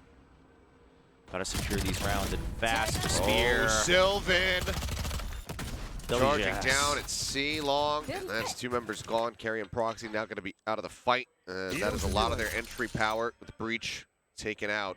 Yeah, they can't watch their flank either, so they have to stay grouped up here in mid, just hoping that someone pushes out. But lo and behold, WGS has changed, and they will not over-aggress. A nice clip, no armor means that's an operator. On gets Sun. Now it's just Sung Jin, who does need to die at the end of this round no matter what. Yeah, and since you're not... Pick your poison. Yeah, you're most likely not getting the plant. Looking at the ult orbs, you probably want to give this kill over to iReady, who is furthest away from his ultimate. Yeah, definitely. You don't want to die to Han. There's iReady. Okay, and he will threaten him. iReady goes ahead, fires back, gets that elimination. Ooh, an RGX classic. Oh, always a welcome upgrade in skin. Well, WGS looks like they finally found the comfort zone again, and quite frankly, so far, I mean, it's not over yet, but I think the story of this entire match is simply the bit of experience that WGS has over Spear Gaming is starting to show through. They're regaining exactly when they need to. They're able to keep it close even on their loss. Now, can they destroy on this bonus? If WGS gets this bonus, I think this is over, Achilleos. I mean, they're so distracted. Oh, they're so no! drawn over towards Long. The chaos in the lobby. Proxy will find I'm ready. Jin picking out. Luke gets godlike. Suddenly, it's saved slightly. Han is still alive. He's making his way over towards A, but already 3 guns have been lost, and Sungjin and Exia both are down below full HP. Yes, that's the danger. The Marshal will kill either of them. It's still lethal. If they were full health, you would have said Spirit Gaming has to secure this. But even on a retake with a Marshal, Han can do this. Checking around. And Han has Smoke goes down behind him, and Okay, now he'll here's get the word. 스파이크 설치. How does he decide to do this? The other thing you have to remember is with the Marshal, obviously the no scopes The are timing. Have they spotted him? I think they have. Okay, they are aware. I was afraid they would have missed it, but they are aware. Noise just to drive out. Pushes the corner, gets him in the head with a no-scope. Shades of heat being shown, but he's not ready for Sungjin to also be playing that side. That flank. 3 kills for the Omen, but it's 4 weapons taken away from Spear. And I love the repositioning from Sungjin, because here's the thing. You couldn't have both been held considering the plant was on the other side of the boxes. So you know Han, that's the last place he'll expect out of all the options. Repositions into the same corner, but what a messy start. Like you said, so much, oh man, so much attention drawn onto main, and then they ask your utility to keep them trapped in lobby. Allow Sylvan to just charge forward with a Spectre. A huge bonus round for WGS. And here's the tour de force. Yep. Han builds that up. Staring down over at A-Long now. Sylvan moving up, just clears the bot. As the tour de force shot takes out the drone. Now, WGS, an interesting setup in the beginning of the round. They want to make sure that they're able to maintain some control of mid. So it's just the tour de force on A, and then they fought mid. They had no setup on C initially. Now that there was no rush, they decided to move over. They did not, by the way, they did not have any of their ultimates to go for a confident retake onto C. It was just a dice roll on the read on the round.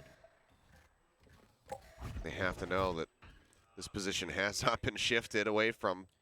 Yeah, I mean, you're peeking, you're jump peeking on C long. You're still not finding anyone. Okay. Okay. Information gain. He's still pinged. They know he's still there. Yep. And he's happy to try to take that fight, but we'll go ahead and TP away. It's up in heaven. Smoke's down. So go ahead, make sure that he does not have vision. The jump in Sun gets I'm ready.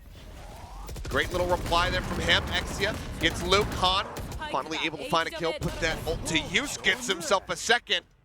Spike gets planted by Proxy, but Sun covering fire. Proxy doing everything he can to hide. Just crab walk. Just get the hell out of there. You can't drop Han. You got 9 HP. I mean, he would have to drop down to the boxes, but even then, there's just no way in hell. It would be some of the most incredible sheriffing that we have ever seen if he could make it happen. He's going to creep around, try his luck approaching through the link. Does have a Vandal there. Does. Fires off a shot. Forces a peek on one side. All right, he's got intel. I just know where the other player is, and yeah, he just has to gamble it. If he can do some additional damage, take another weapon away, that's still going to be decent value. Cannot do so. Spirit Gaming will be able to find a second round in the half. And at the very end there, the reason he peeks the far angle first is you heard a couple of those spams on the left side. You expect it's going to be just prepping for a trade, so you try to take out the backup first. Unfortunately, that's not where he was. Can't win the 2v1, but oh man, tour de force had such good value, but Sun is coming back alive. He's been carrying Spear so hard tonight, and he's trying to do with whatever energy he has left, the little that they need to catch up here.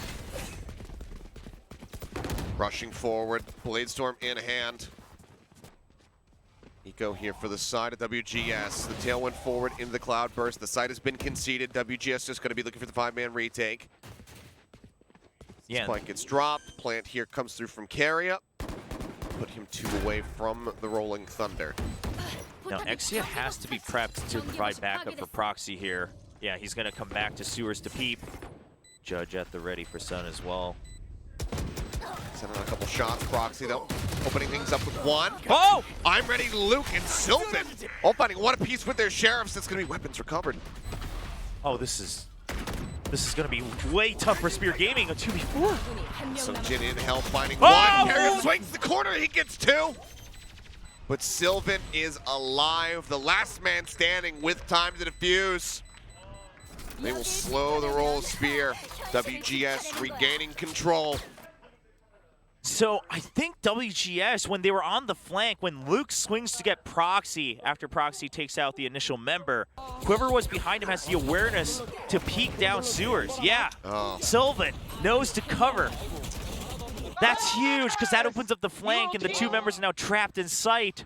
An unfortunate moment for Spear Gaming, but Han's feeling it. He has an operator once again. Man's jazzed up. Carrier is offering up a weapon purchase to his comrades. Sticks in with the Sheriff buy. As they're just going to send Rolling Thunder off the rip. They want a fast hit, fast plant over at C. Sun dashing, gets himself up on top of center. Sight drops down. They haven't seen a single soul. WGS once more going to be looking for the retake. It worked out well for them last time with the Eco. Let's see how they fare now. The lockdown going to come through, as is that Cosmic Divide. Right, so the lockdown will buy just enough time. Oh, he spots him. Tries to peek off the back of that. Huge. He uses the op timing. He does manage to find the elimination, but Carrier and Sun have both gone down. Godlike going to be detained. He's the only one and gets caught up by that. The Rolling Thunder now But going to he's- come crashing he's holding- across. The Cosmic Divide is still there. Sunction managing to find two. holding. He's sticking They it, can't. and they can't get him off of it in time. The defuse comes through. The clutch for WGS, and that brings them to Match series point. points. I am at a loss for words. Obviously, the members in C-Long, I mean, no one could hear it because they were all far away. If you're very close, you might have heard it, but there's the Astro Ultimate. But here's the thing. It's down to a 3v2. You have no eyes on sight. You have to push in. It's do or die time. And they take the gamble. They expect Proxy to be able to push in fast enough. I think they thought the Astro Wall was going to come down just a couple seconds sooner, and just a huge miscalculation brings WGS to match point. Well, they just need one more round to continue advancing forward and knock Spear out of the playoffs. But Spear are not resting on their laurels. They are not getting shaken up by that. They come charging through. That being said, Godlike has thoughts of his own. Blade Storm out the right, click point blank, up over the top, gets the elimination. Proxy able to trade it back. It's now a 2v2. TP to the side, no. Han's got the up shot. Oh no, it started so beautifully, but it ends 수비팀 승리. in a nightmare for Spear. WGS, they put their foot down. 13-6, they win on the final map of Haven. They will stay in this tournament. They will get another chance to take down Maru Gaming tomorrow. The 6th time those two teams will play against each other this year.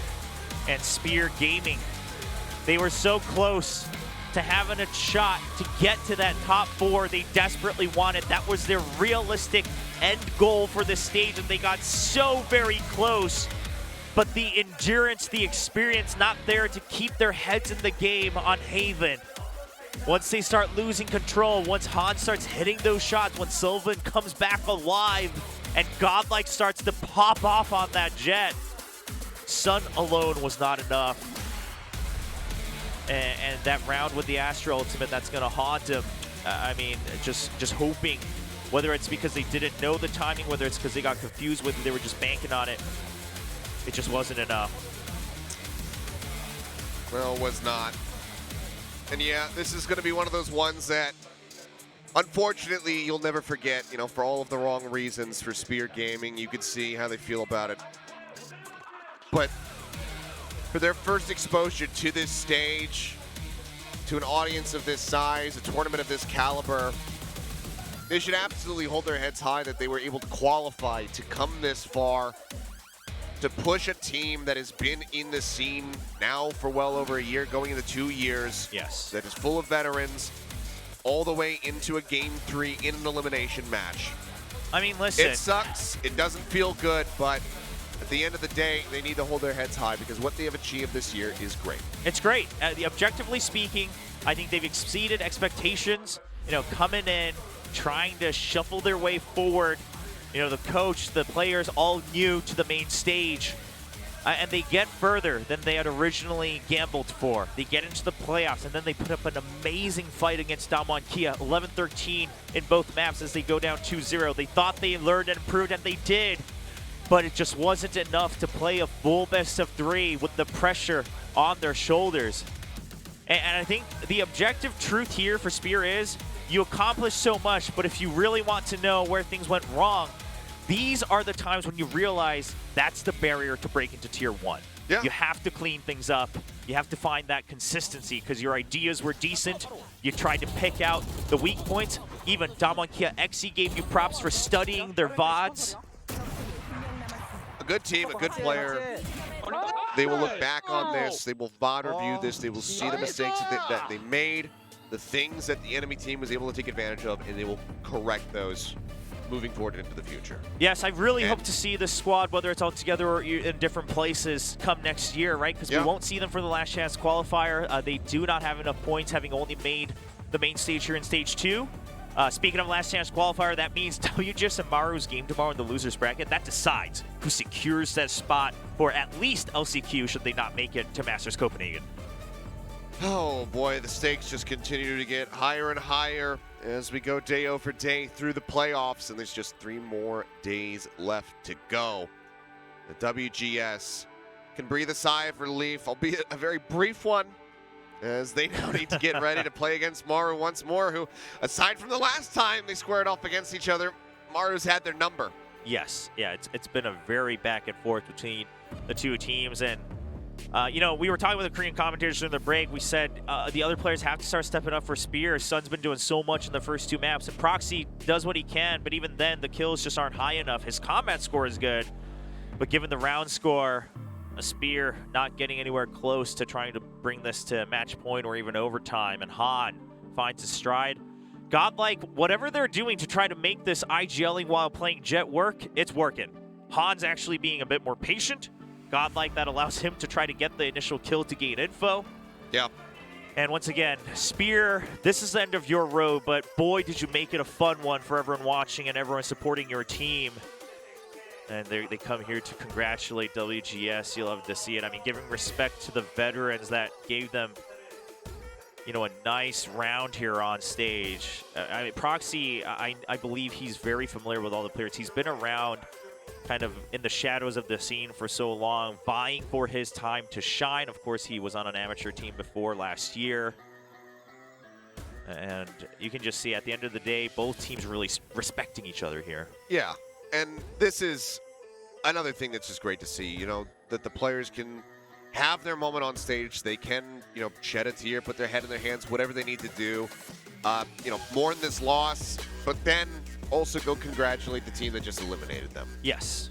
I saw them palling around outside before the match began. It's clear that these guys, you know, both from scrimming each other, from hanging out with each other, there is a lot of respect and love between these two squads, and that is some great camaraderie and sportsmanship that you rarely see. And hey, let's be very honest. I mean, sure, Haven ended up, you know, kind of being a bit more one-sided in terms of round score, but it was a great match. Lots of back and forth, lots of adapting from both teams. Yeah. I mean, very close first 2 maps. Of course, split going to overtime.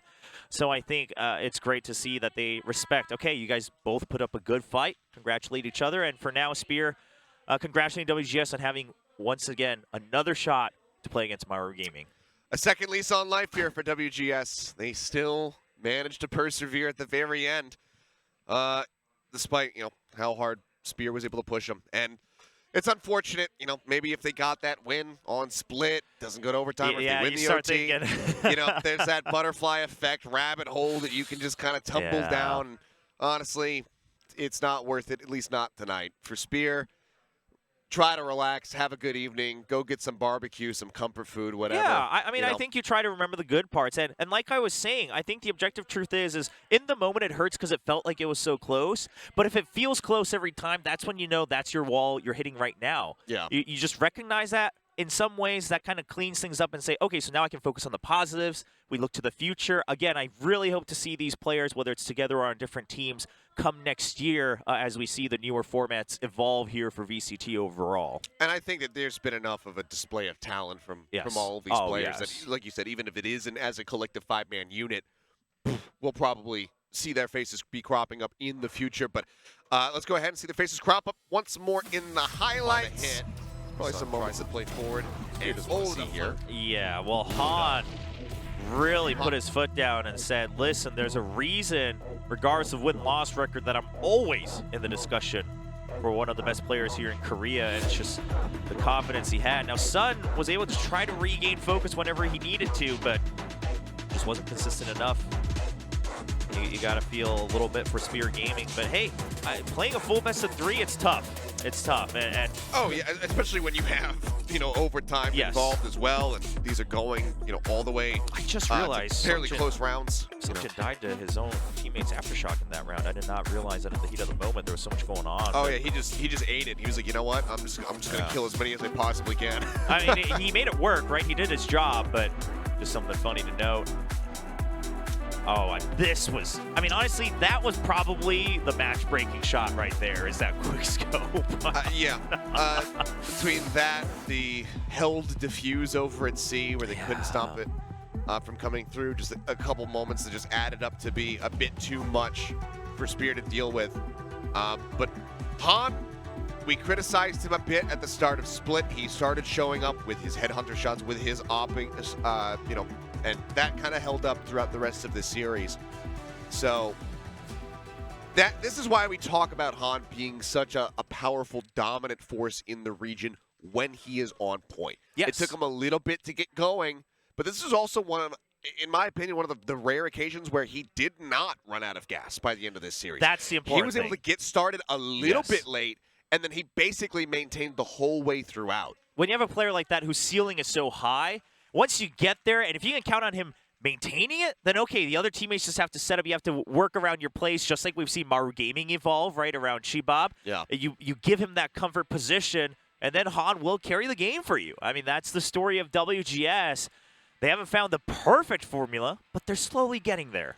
Yeah, exactly. I mean, it's just the continued growth is something that you want to see because, yes, you know, people, I'm sure, probably joking like, "Oh, cool, they stay alive, so they could maybe get eliminated by TRX later." And while there probably is a good degree of truth to that, and that's a safe bet.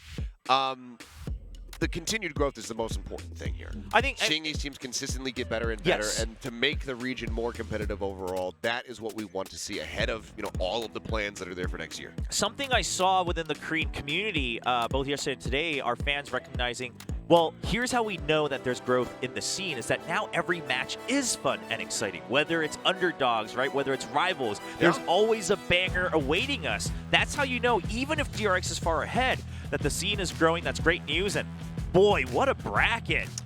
Yeah, I think that trying to predict this bracket, damn near impossible. If anybody has this perfectly, congratulations. You must have just rolled some dice or flipped some coins. Had to have. To determine what the results are going to be, because this is a pretty wild roller coaster that we have been on. But look at those matches tomorrow, and it is going to be a very interesting day. DRX going up against Damwon Kia in the upper bracket final. Maru Gaming versus WGS to see who is going to advance and play against either DRX or Damwon Kia, as well as go ahead and clinch that spot in the LCQ. Yeah, huge stories awaiting us. Damwon Kia, DRX. Damwon Kia finally finding their stride. Is it enough, and can they continue it into the fourth day of playoffs to give DRX a run for their money? Or will they have to potentially vie for a second chance through the losers finals and climbing back up to the grand finals? The DRX was almost sent to the losers final last time by WGS. Yes. They're just 2 rounds away from having that happen. Damwon Kia with the form that they look in, with this much research and homework that Solo has been doing to prep his team, the constant communication, the constant timeouts to just come relay information to Exy when he notices the most minute little thing that he feels is important.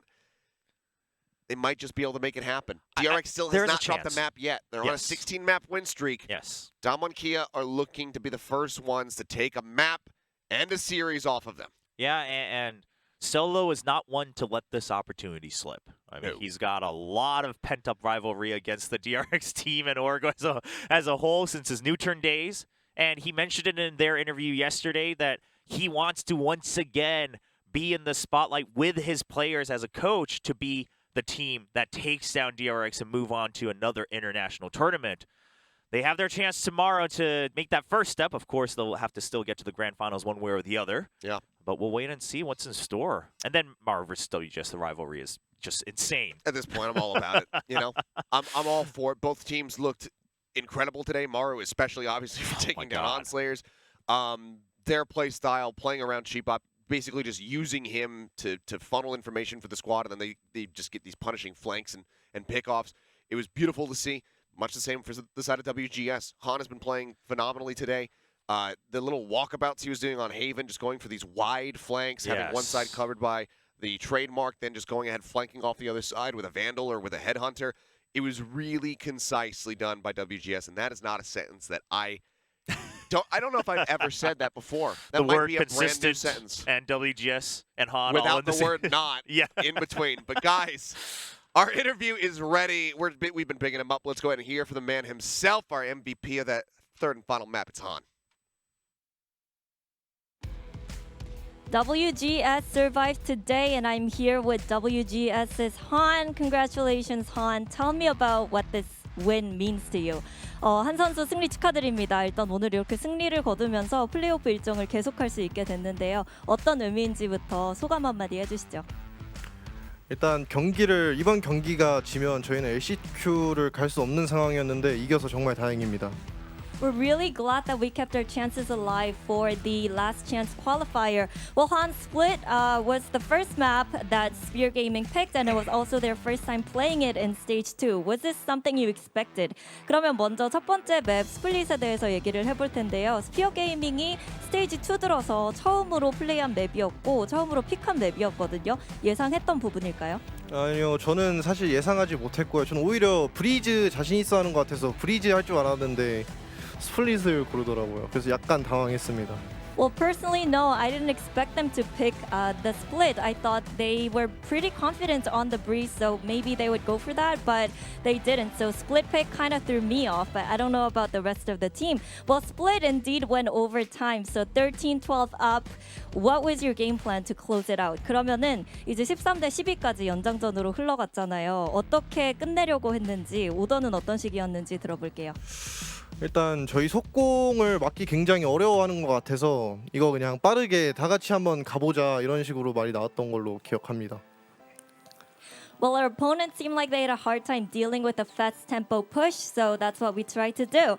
Well, on both maps, we witnessed a lot of aggression or proactive plays from you guys. So, what was the game plan overall for tonight's match? 그러면은 이제 오늘 전반적으로 게임 플랜이나 아니면 컨셉은 뭐였는지 여쭤볼게요. 일단 상대가 약간 그 저희 경기를 분석하고 보고 카운터를 많이 칠 것으로 저희가 예상을 했어요. 그래서 저희 하던 거 하지 말고 그냥 자유롭게 하고 싶은 거 있으면 말하면서 하자, 약간 이렇게 됐던 것 같습니다. Well, we knew that Spear Gaming preps pretty heavily, so we knew that they were going to be anti-spreading us a lot and countering our plays a lot. So, we said, forget about a lot of strategies. Let's not play it too structured and, play as it goes and go with the flow. Well, tomorrow a lot is at stake. Whoever wins gets to stay and also gets the chance to compete in the LCQ. So what's your mindset heading into this Maru Gaming's match? 그러면 이제 마루 게이밍을 내일 만나게 됐잖아요. 이제 플레이오프에서 계속해서 일정을 이어갈 수도 있고 또 LCQ까지 진출할 수 있는 기회가 걸려 있거든요. 각오 한마디 해주시죠. 자, 이제 마루 게이밍과의 단두대 매치인데요. 저희가 몇 번 이겨봤잖아요. 그 기억 살려서 끝내버리도록 하겠습니다. 그리고 꼭 LCQ에 가야 하는 이유가 있다면서요. LCQ를 못 가면 사실상 이번 연도 대회 일정은 끝난 거랑 마찬가지이기 때문에 저희도 일해야죠. 계속 팀에 남아서 일하고 싶습니다. Well, yeah, first of all, I mean, we took them down a lot, so I guess tomorrow's results likely would go the same way. I think we can we have a pretty good chance at beating them, and also we really want to go to LCQ, or else it's going to be a long preseason. So I really want to be working hard and keep competing. Well, that was Han from WGS grabbing today's victory and avoiding elimination, and that's it for today. We'll see you tomorrow.